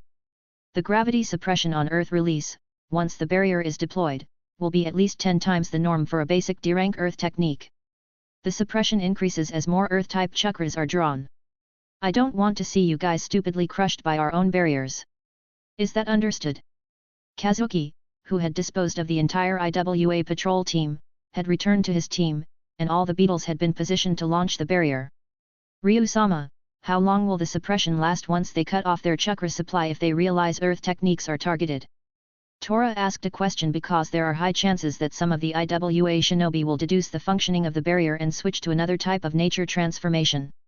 Although Iwagakure specializes in earth release techniques, it doesn't mean that they do not have access to other types of nature techniques. Well, even if it were an elite Jonin class ninja, the suppression should last somewhere close to 10 seconds once they cut off the earth-type chakra. But to be on the safer side, let's keep the time limit to 6 seconds. No matter how good they are, most of the IWA shinobi would go for their most familiar type of nature change. So even if you miss the first window, don't be hasty. They will repeat the same mistake again and again because of their instincts. Kazuki warned his team not to be in a hurry, thinking they would only have the initial 10 seconds. He made them understand that every time they used earth release within the barrier, they would be crushed by gravity suppression. There are high chances that many IWA shinobi will be crushed because of their own actions. Kazuki's team might not even have to lift a finger if every IWA shinobi was stupid enough to keep using earth release repeatedly. I have already disabled most of the explosion tags and other traps that they have set up. The entire outpost is rigged with explosives, and they might have secondary triggers. So you guys need to be extremely cautious. Do not give them the time to trigger the traps. If everyone's ready, we can move. Kazuki warned his team about the traps and explosions set up to bury the entire outpost. This was nothing new to Kazuki's team because Oniki had been trying to kill them by burying them alongside the IWA shinobi, but none of his plans had borne fruit till date. Everyone in the team nodded, indicating that they were set. Kazuki made a series of hand signs, and after a few moments, all the beetles surrounding the vast area outside the IWA outpost started glowing, and a huge barrier was erected, enveloping both the IWA outpost and the medical camp. Torun was controlling all these beetles to make sure they stayed in formation, and Nico was assigned to guard Torun from surprise attacks if their hiding spot was exposed. Kazuki, along with the other 3 ANBU elites, rushed into the IWA outpost. The moment the barrier was raised, the IWA sensor ninjas picked up the chakra fluctuation. Their faces turned pale because the enemy they were waiting for had finally come. The fear of the unknown made them sweat, as, till date, there was not even a speck of information about them, increasing the IWA shinobi's unease. "Quick, report it to the commander. The enemy is here. They have raised a barrier surrounding us completely," an IWA sensor shouted while an IWA ANBU quickly moved to convey the message to the outpost leader. Let them come. Today I will tear off the mask surrounding the myth about this so-called ghost. Everyone, this is what we have been preparing for. We shouldn't let Tsuchikage-sama down. Quick, deploy our own barriers, and send the signals to the other teams nearby." The IWA leader of the outpost started barking down orders and was ready to face the enemy. Within a few moments, an ANBU approached and updated the situation. "Captain, all our communications are down. The barrier is blocking everything. Even the messenger birds are burned to a crisp if they try to cross the barrier." "TCH, fine, so be it. We have more than 200 elites here and another 100 at the medical camp. I'm sure we can put an end to the enemy here today." Although the leader confidently boasted, he internally started doubting their chances. The enemy had even come out unscathed when facing worse odds, and they were famed for using large-scale kinjutsu. If the enemy deployed something similar, it would only spell their doom. "Quick, have all the ninjas from the medic camp regroup here. Let's not spread out and become easy pickings for the enemy." The IWA leader wanted to approach this matter cautiously after realizing that there was not going to be any backup. He wanted to rely on their numerical advantage to suppress the enemy. The ANBU quickly deployed flares that were visible within the barrier, and the entire IWA squad from the medic camp started moving in the direction of the outpost team. As the IWA leader was waiting, sudden movement from one part of the forest caught his attention, and he immediately ordered his subordinates to use a large-scale earth release to destroy the entire part of the forest. Doton, Tsukinami no Jutsu, Earth Release, Earth Wave Technique. The earth wave almost changed the entire landscape, burying a part of the forest. However, what none of the Uegaku shinobi realized was that their aggressive attack became the pit they dug for themselves. Within moments of the attack initiation, every single IWA ninja who participated in the large-scale ninjutsu got crushed by an invisible force. Due to the combination of large-scale ninjutsu and the suppression of the barrier, the crushing effect was phenomenal. Most of the IWA ninjas who took part were simply crushed to paste, as they had not put up any sort of defense against the invisible gravity. Only a few veteran jonins and elite jonins realized the danger and were able to survive, but even then, they were pinned to the ground, leaving them completely defenseless. Kazuki and his team immediately struck like lightning. The IWA shinobi were confused, as they didn't know what was happening, and the ones standing were those who did not take part in the large-scale earth ninjutsu. "It's them. Kill them. They must have used some sort of kinjutsu." One of the jonin screamed with fear evident on his face. Because of the unknown, most of the veterans were pinned to the ground with no way out. With the shout, most of the standing IWA ninja instinctively targeted the incoming enemy shinobi, who were mercilessly attacking the now helpless IWA ninjas pinned to the ground.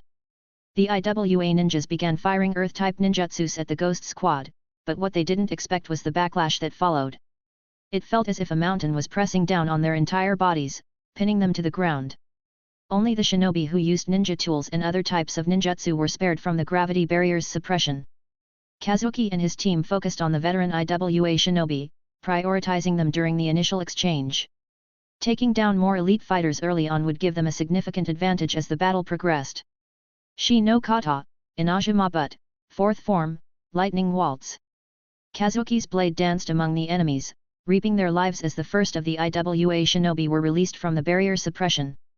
A few among the IWA veterans were able to discern the disadvantage of using Earth-style techniques. Do not use any Earth release techniques. Stick to other types of ninjutsu or use your ninja tools. One of the elite IWA jonin, who escaped from the initial suppression, shouted at the top of his lungs. However, it was too late because most of the IWA shinobi had already succumbed to the intricate trap. The elite IWA jonin, trying to alert the other IWA shinobi, was beheaded by Tora with a single swift strike. His opponent was still sluggish from the previous suppression, so he couldn't react to the incoming lethal strike. The barrier was proving to be more effective than Kazuki's team expected, and the battle continued with increasing intensity, with the odds completely in Kazuki's and his team's favor. Ryu-sama, will Hebai make it? The ANBU captain queried, his voice laced with concern. Their last mission had been more difficult than they had initially expected. Although they were able to destroy the IWA outpost and eliminate the high-value target, Hebai let her guard down after destroying the outpost. The IWA shinobi had rigged the entire outpost with explosion tags to bury the entire squad, including the infamous Ghost Squad. Kazuki was able to intervene in time, and because of the defensive phone seals on her flak jacket, Hebai survived but didn't come out unscathed. She almost lost a leg and is currently unconscious due to the massive explosion. Don't worry, she will be fine. However, she might need a couple of weeks to get back to full strength. I have reattached her leg, so don't worry about it, Kazuki reassured. Almost 8 years old now, he had been honing himself on the battlefield for the past year since the war started. Despite the burden of being responsible for creating the highest level medical scrolls, Kazuki had not let go of his training. He maintained a couple of shadow clones to practice Fuinjutsu, Iryo Ninjutsu, and Kenjutsu daily and to assist the village in creating scrolls. Kazuki's chakra level had been growing at a monstrous pace, and he knew his reserves would keep growing in the future, allowing him to bear the burden of these additional clones. Thank you, Ryu-sama. Honestly, for a minute back at the IWA outpost, I thought we would lose Hebai. If you hadn't intervened, we would have surely lost her. I sincerely thank you for saving her. Tora, who normally carried himself with confidence, had almost broken down when Hebai fell into the trap. Hebai was Tora's love interest, and in the past year, they had grown closer and cultivated feelings for each other. Kazuki, as the leader, had no qualms about it because their relationship had never interfered with their mission. Don't mention it, Tora. I promised you guys that I would try my absolute best to keep you safe. However, remember, Hebai needs to be reminded that growing complacent will not only harm her but also the team. I hope you can talk to her once she wakes up, Kazuki advised the ANBU captain. They had been behind enemy lines for almost half a year now, and although all the missions they undertook were dangerous, with Kazuki's planning, they always came out unscathed. Chapter 73. They had been in tough spots many times, but all those were because of the enemy's strength and superior numbers. However, this was the first time that Kazuki almost lost a member because of a teammate's carelessness. In the time he had spent with the team, he had come to consider them friends, so he didn't want to lose them if he could help it. He had used his trump card to save Hebai just before she was blown to smithereens. If you have something to ask me, go ahead. Don't stand there with that weird look on your face. Kazuki noticed that Tora still wanted to ask him about something but was hesitating, so he encouraged him. Ryu-sama, the technique that you used to save Hebai, is that the technique of Yondaime-sama? Tora questioned with hesitation evident in his voice. During the last mission, Tora also made a move to save Hebai, however, he was not fast enough. But he was able to catch a glimpse of the technique with which their leader saved Hebai from the massive explosion. The technique Kazuki had used was identical to the one that Yondaime was known for, the Flying Thunder God technique. Tora had worked under Minato Namikaze when he was alive, so he was sure about the technique he saw. But he also wanted to confirm it to satiate his curiosity because a new Hiraishin user means that it would be a massive boon to Konoha. Kazuki gave a big smile, understanding Tora's intent. Yes, it was the Hirashin. I am still working on upgrading it. It's still not complete yet, though it's a work in progress. Ryu-sama, but how? She did not have any markers or special kunao on her. Tora, someone who studied Fuinjutsu, knew the basic principles and requirements for the Hirashin, so he couldn't help but ask. Tora, do you think the battle gear, equipment and mask that I provided you guys only served a defensive purpose? You need to spend more time studying the basics of Fuinjutsu again. You couldn't even discern a marker that I hid within your masks and flak jackets. Kazuki, with an amused tone, complained about Tora's knowledge of Fuinjutsu. Tora couldn't help but feel dumbfounded and think to himself, how am I supposed to find a marker hidden by a grandmaster when I haven't even touched the threshold of a master? But he knew Kazuki was only teasing him. Tora, we will lay low for some time until Hebai recovers completely. If I am right, Sensei should start acting soon on our plans, and we can strike again then. If I am not mistaken, IWA must have hired top-rated hunter-nins to go after us, so first, let's observe for a while before we make any moves. Is that understood? Kazuki knew that according to their plans, which he had drafted before leaving for the mission, his master should soon start implementing them. He had to coordinate his move to make sure that the fence-sitter Oniki would not be able to intervene, and this move would secure his sensei's mantle as the next Hokage. Konoha Camp, Iwagakure Front. Under the leadership of Tsunade, the Konoha army now had complete control of Kyusagakure, and Tsunade had been slowly inching towards Takigakure recently. Currently, the Senjua princess is having a meeting with the head of the Hyuga clan, Hayashi Hyuga. Shizune poured a herbal infusion and served it to both her master and Hayashi, stepping back to stand in a corner. Hayashi, I want you to return to the village and stay there for some time. Tsunade shared her request directly with the Hyuga head, who was a bit taken aback by the Senjua's abrupt request. His face showed a lost and confused look, as asking a shinobi to leave the battlefield in the middle of a war was a kind of insult, usually done only due to severe injuries or as a form of punishment. Tsunade-sama, have the Hyuga clan done something that's not to your liking? Please let me know if someone from my clan has offended you.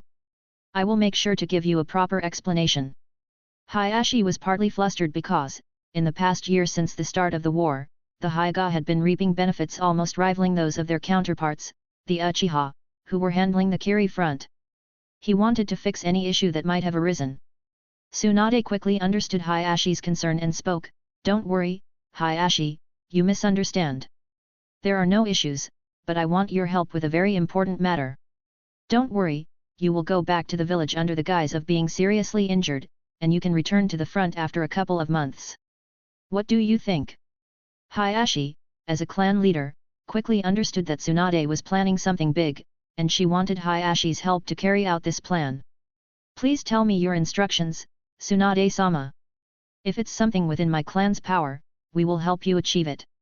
Hayashi was quick on the uptake because, from Tsunade's actions in the war, he vaguely understood that Tsunade was aiming for the Hokage seat. By the rate she was going, the seat was guaranteed unless something drastic happened. Tsunade pulled out two large, exquisite-looking phone scrolls from her storage bag and placed them on the table in front of Hayashi. "I want you to deliver both of these scrolls to my sensei. Here, this letter has all the details." Tsunade passed a letter over, which Hayashi quickly went through. The more he read, the more excited he became. "Tsunade-sama, do you think Sandaime-sama will agree to your proposal? There is a high possibility that the Elder Council will try to hinder your plans. I know, that is why I need you back in the village. I want you to act as my backup, and if those old geezers try to undermine me, I want to know. Although I trust my sensei, I cannot say the same for the rest of the council, especially the ones representing the Fire Daimyo. This decision needs to be passed by both the village and the Fire Country," Tsunade explained her concerns to Hayashi. "But, Tsunade-sama, what if? No, I am afraid they will try to stop you from acting. If you gave this to Sandaime-sama, there are chances it might hinder your plans."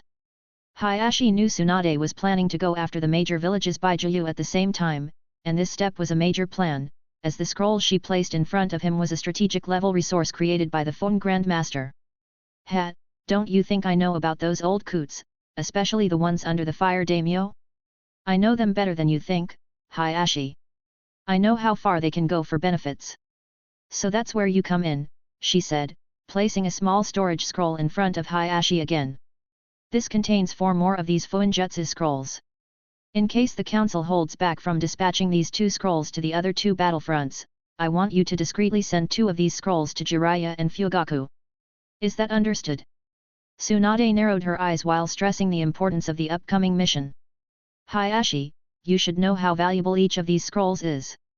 The Fung Grandmaster has only been able to make 6 of these scrolls, so there is no room for failure.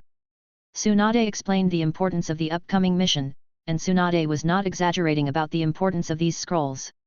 With Kazuki being away on the front lines, it took almost a month for Kazuki's clone to produce one of these scrolls. I understand, Tsunade-sama. I will make sure to complete this mission. Hayashi, with a quick nod, collected all the scrolls and stored them in his own pouch. Take a few of your elites and engage in a minor skirmish, then return back injured to the camp. I can then send you back to the village. All your instructions are on the scroll, so follow them. I hope you will not disappoint me, Hayashi. Tsunade had a hidden agenda for assigning the Hyuga head to this particular task, but she was not going to share that with him. Sensei, is it alright to give the Hyuga head such an important mission? From what Kazuki has shared with me, I know that the Hyuga elders are especially close to the Fire Daimyo and his retinue. I am afraid that the Fire Daimyo might not support your ascension because earlier, you had no ambition, but now you are rebuilding the Senju clan. With your growing power and prestige, they might take it as a threat. Everyone knows that the Fire Daimyo has always wanted to have complete control over Konoha, and during Sandame's reign, the Daimyo has asserted his control over the village to a large extent. They will not want to lose it. Shizune shared her concern because, being with Kazuki, she knew quite the intricacies that happened behind the scenes. Things that seemed simple were not really so, they hid a web of politics within each matter. Originally, when Tsunade had no ambition and was roaming as a nomad, the daimyo would have gladly accepted her as the Hokage because that would not have challenged their authority within the village. But now Tsunade was someone who wanted to build Konoha back to its former glory, which would hurt the interests of quite a lot of people. Shizune, do you think I am unaware of that fact? This is simply a test for Hayashi. I want to know which side he chooses. I already have a backup plan in case Hayashi chooses to betray my trust. And you underestimate Hayashi too much. Although, on the outside, he looks like he follows the main branch elder's wishes, he is a smart and ambitious man. He wouldn't always want to be suppressed within his own clan. Tsunade was not doing this out of whim. Her little prodigy, who was not so little anymore, had accounted for all possible scenarios. He had even considered the scenarios where Konoha might end up losing the war. She couldn't help but shake her head in amusement, thinking about Kazuki. Konoha main camp, Kumogakure front. It had been a week since the Hyuga head was injured in battle and sent back to the village for recuperation. After the reinforcements provided by Tsunade a few months ago, Jiraiya was steadily regaining the ground they had originally lost. After experiencing a bitter defeat from the pincer attack of both Iwa and Kumo, Jiraiya had become much more cautious to avoid a similar situation.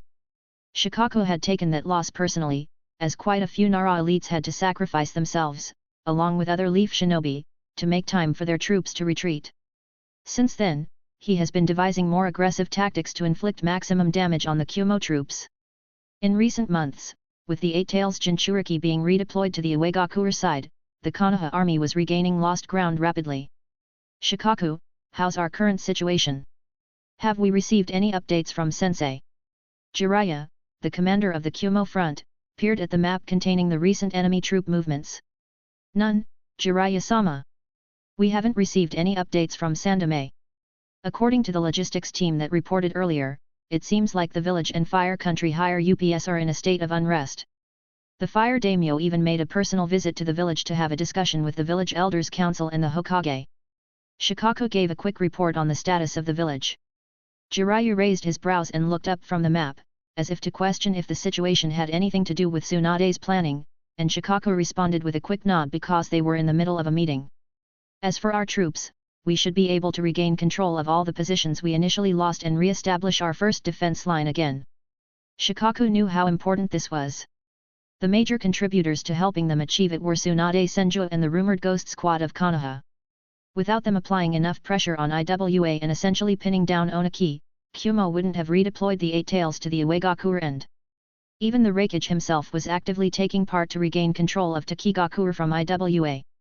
This allowed the Konoha troops to push forward with less difficulty, as Kumo only had the two tails as a deterrent, which Jiraiya could counter. Chapter 74. Shikaku then gave a brief explanation regarding the status of the other battlefields, and the meeting extended for close to an hour. Well, that's all for today's meeting. Follow the instructions, and make sure that our supply lines are not harassed. We lost 2 convoys just in the last month. You guys can leave, and Shikaku can stay back. We need to plan our upcoming moves. Jiraiya ordered all the captains within the meeting to disperse and carry on with their work. The commander's tent was now occupied only by the Sunin and the Nara clan head. Jiraiya-sama, we have received an update from Tsunade-sama. She wants us to initiate the plan. She has already sent the Fuinjutsu scrolls to Sandaime-sama. Shikaku was privy to the plan of capturing Baijiu, and to do so, each front would have to make at least a few months of careful preparation. With Tsunade's go-ahead, Jiraiya had to prepare. Originally, Jiraiya was reluctant, but then he decided to do it for Tsunade's sake. Only a few were privy to the exact plan. Fine, then make the preparations. Reassign the shinobi that you need to carry out this mission. I hope she knows what she is doing, because by the time her plan succeeds, if we do not have enough strength, then we will suffer the wrath of all 3 villages simultaneously. Jiraiya knew the risk involved. Catching the Baijiu was not going to be the biggest obstacle, but dealing with the aftermath would be, and the Toad Sage understood it perfectly. Jiraiya-sama, I am sure Tsunade-sama wouldn't have taken such a massive risk without proper planning. I say we believe in her. Shikaku knew that his nephew was backing the Senju, and also because of Hiruzen's actions during the war, he preferred a new Hokage who might prove beneficial to the Nara. And so, the plan to capture Baijiu on all 3 fronts was initiated. Kazuki's idea was simple: lay a huge trapping formation within which, once sufficiently weakened, the Baijiu could be captured and extracted. However, the drawback was also evident. Although they did not need a high-level phone master, the trap itself was large, and it would take months to lay the formation perfectly. They needed to do it without alerting the enemies, and they also needed to attract the Baijiu within the formation to subdue the Jinchuriki along with the Baijiu. The scrolls that Tsunade had sent were the core of the Fuinjutsu formation and could only be produced by someone with high-level mastery of Fuinjutsu. Kirigakure front. A colossal wave of water rushed towards the Leaf Shinobi, aiming to wipe them out with the tsunami. The party responsible for this action was none other than Utakata, the 6 tails Jinchuriki of Kiri.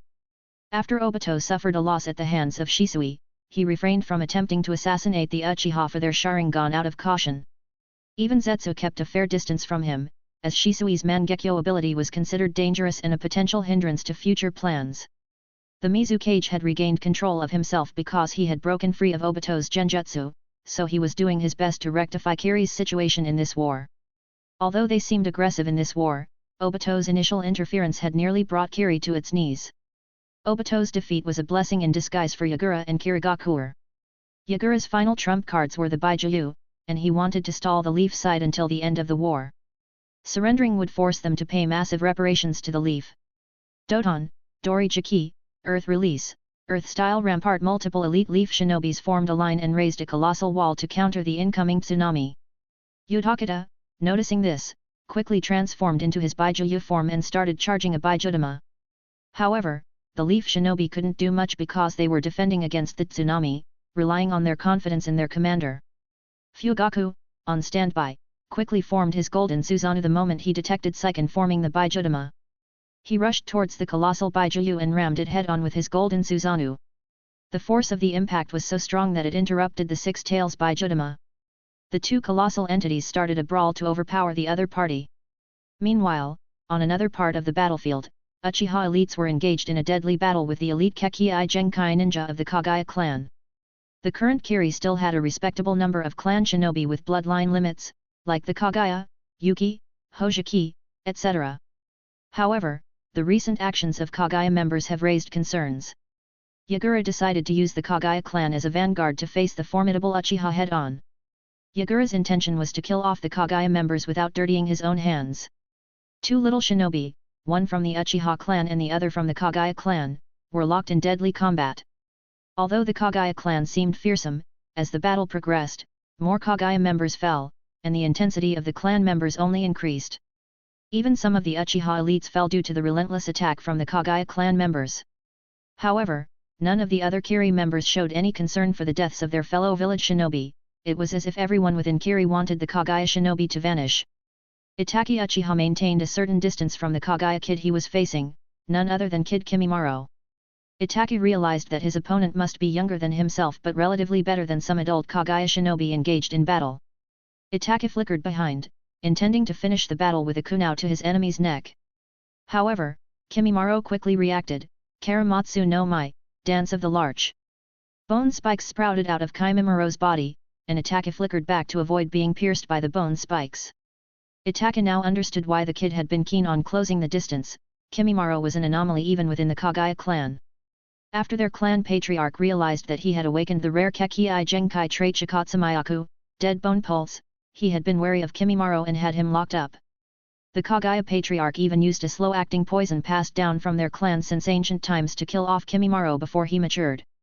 However, to others, once Kimimaro dies, it will look like he died due to some sort of illness.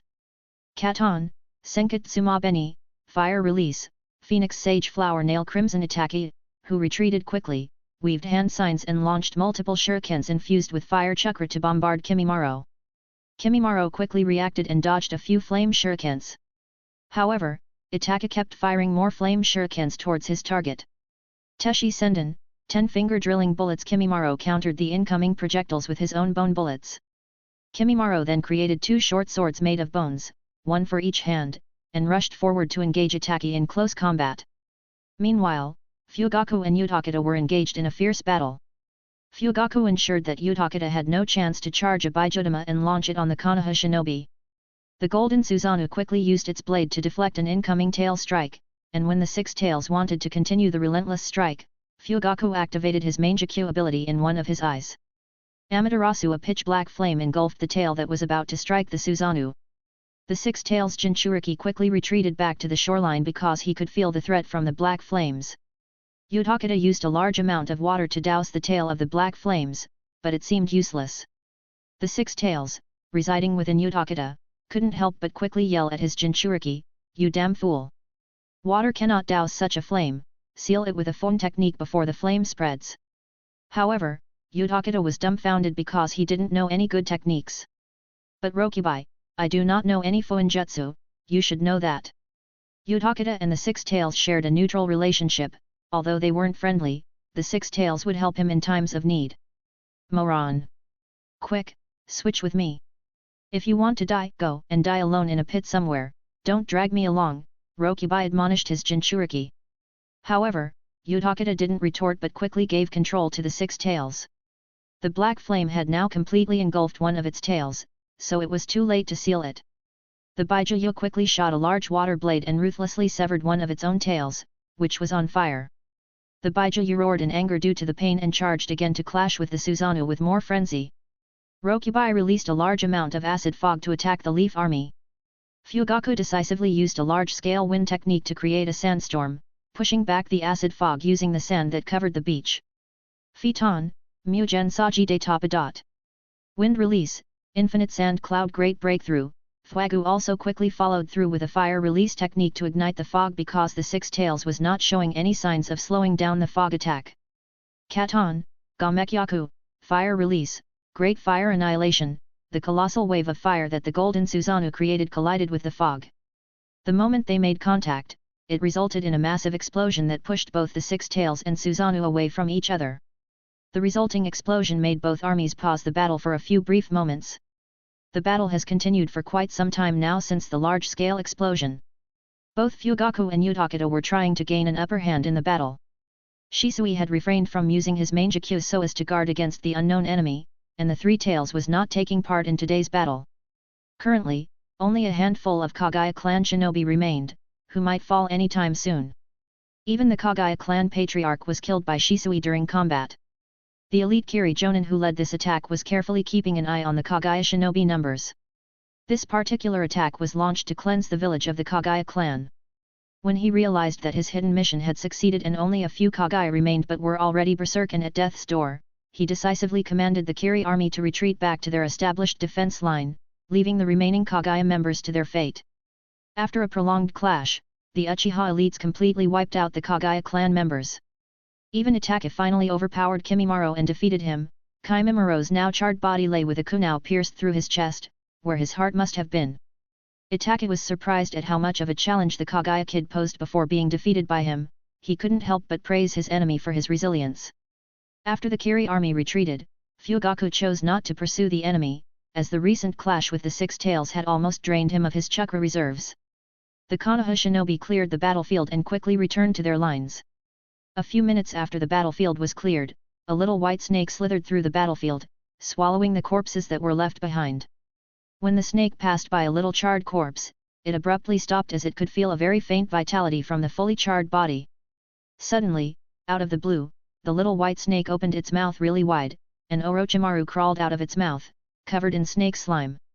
Orochimaru quickly moved near the corpse to examine it, and after close inspection, he realized that the little shinobi was still alive. A small bone shield had been erected around the heart, preventing the kunai from piercing the heart completely. Quite interesting. You can manipulate your bones. You must have been special, even within the Kagaya clan. Now that everyone thinks you are dead, let me save you. You can serve me in the future, Orochimaru commented with a weird glint in his eyes. This was the first time he had come across such an interesting Kekii Genkai, so he wanted to take it for himself. With a simple gesture from Orochimaru, the white snake quickly swallowed the remaining Kagaya clan corpses and finally that of little Kimimaro. Then Orochimaru vanished into the darkness. Chapter 75 Senju Compound, Konohagakure. A few kids were watching a fight in the yard. Shikamaru and Koji were cheering from the side, while Tenten observed the one-sided fight happening in the yard. 5 clones of Naruto were punching and kicking Ino, who was trying her best to defend herself from the incoming assault. All this originally started because Ino began boasting about having learned the basic technique, unaware that Naruto and the rest had been practicing for quite some time. In the end, Ino challenged Naruto to a spar, which she was regretting now. Enough, I give up. Ino started screaming with tears in her eyes, unable to bear the pain anymore. The spar quickly paused, and Shikamaru and Koji panicked because if Ino went back and complained, they would get one hell of a beating. So, they rushed in to console the now crying Ino. Shikamaru and the rest were almost 5 years old now, and Tenten would start academy life soon, as she was only a few months away from reaching 6 years of age. After Tenten forced Naruto to apologize to Ino, Ino calmed down, and both Shikamaru and Koji had to bribe her so as not to tell their mothers about the incident. The kids settled down, and Tenten's mother brought some snacks and refreshments for them. Naruto, how are you so strong? And how are you able to use the clone technique so easily? I only started learning it last month, and I wanted to surprise you guys. Ino felt wronged because she originally wanted to show off, but her dreams were shattered after her spar with Naruto. Of course, I am strong. I practice every day. Not just me, everyone here can use the clone technique, substitution and transformation technique. Shikamaru here even knows how to use Kage Bunshin but refuses to teach me, Naruto explained without holding anything back because he had lacked friends during early life. So, he readily accepted Ino when she joined their little group. What? All of you know how to perform the 3 basic techniques? Ino opened her eyes wide in shock because, although she knew about Shikamaru and Koji, she was not aware of Tenten and Naruto's prowess. Even for children within the clan, they only start teaching the kids seriously before they start school. But here was Naruto, who said that all 4 were proficient with the basic techniques. Well, Tenten would punch me even if I missed a single day of training. Kazuki Naizen has left instructions for our training routines, and he has promised to teach me a super cool jutsu when he returns from the war, Naruto shared with enthusiasm evident in his eyes. Kazuki is your mentor? From what Shikamaru told me, I thought only he and Koji were being taught, isn't he only a few years older than us?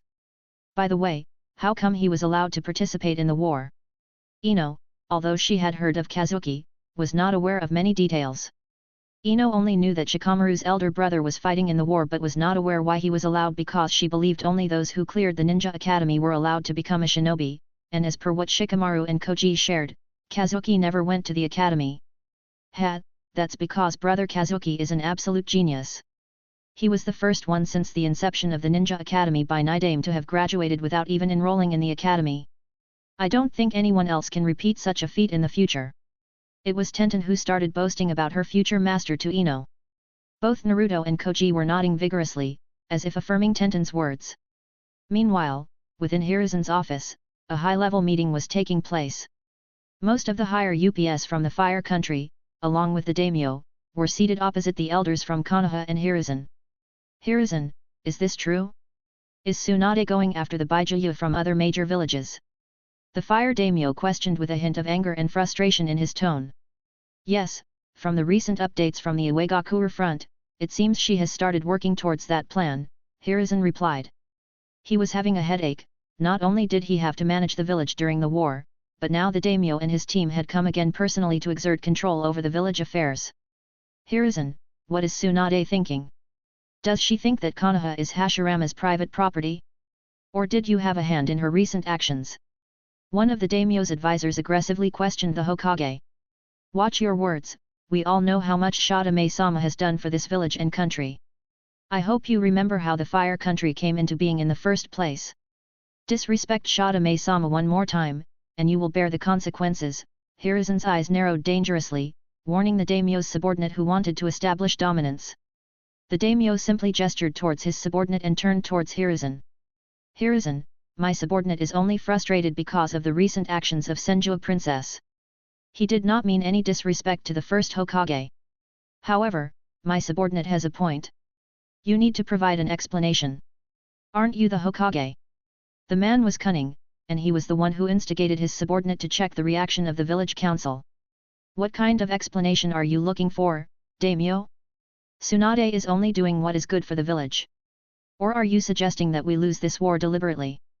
Hiruzen's patience was running thin as he understood what the daimyo was trying to achieve. His tone carried a subtle hint of anger. Hiruzen, watch your tone. Don't forget, it's the Fire Country that provides for the village, not the other way around. Do you know what will happen if the Fire Country stops supporting the village?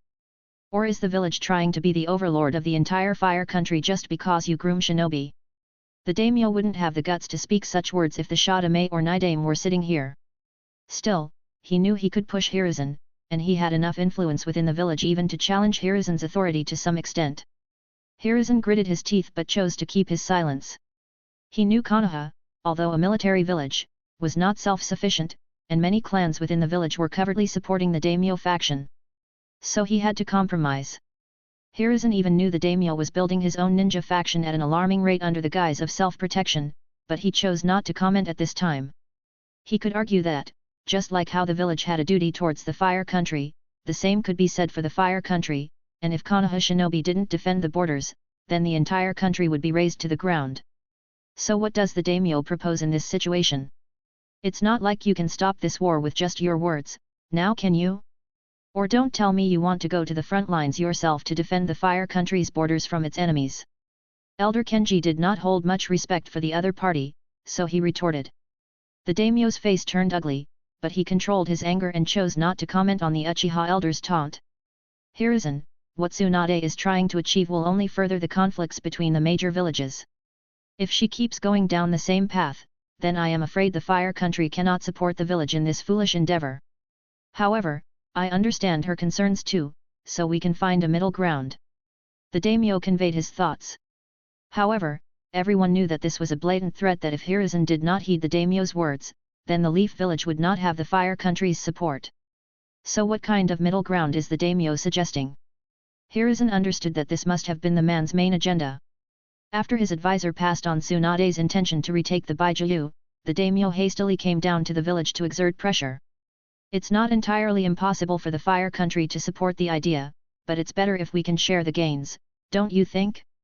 This way, both the village and the country can prosper. What I suggest is that we share the captured Baijuyu equally among us. I know the Leaf Village currently has the 7 tails in its possession, and you already have the 9 tails, so why not give up the 7 tails to a shinobi groomed by the Fire Country? The daimyo carefully put forth his idea to see how the elders from the Leaf would react because he knew, although he had some influence within the village, he had to make sure not to touch the bottom line. You, how dare you? It was Elder Kenji who shot up from his seat. Everyone realized the severity of this matter. What the daimyo was hinting at would slowly dissolve the Leaf Village in the future if they agreed to the daimyo's suggestion. Hiruzen gestured for Elder Kenji to calm down. Daimyo, you are playing a dangerous game. Don't think for a second that I don't know about the shinobi faction that you are personally grooming and amassing. There is only so much disrespect that I can tolerate.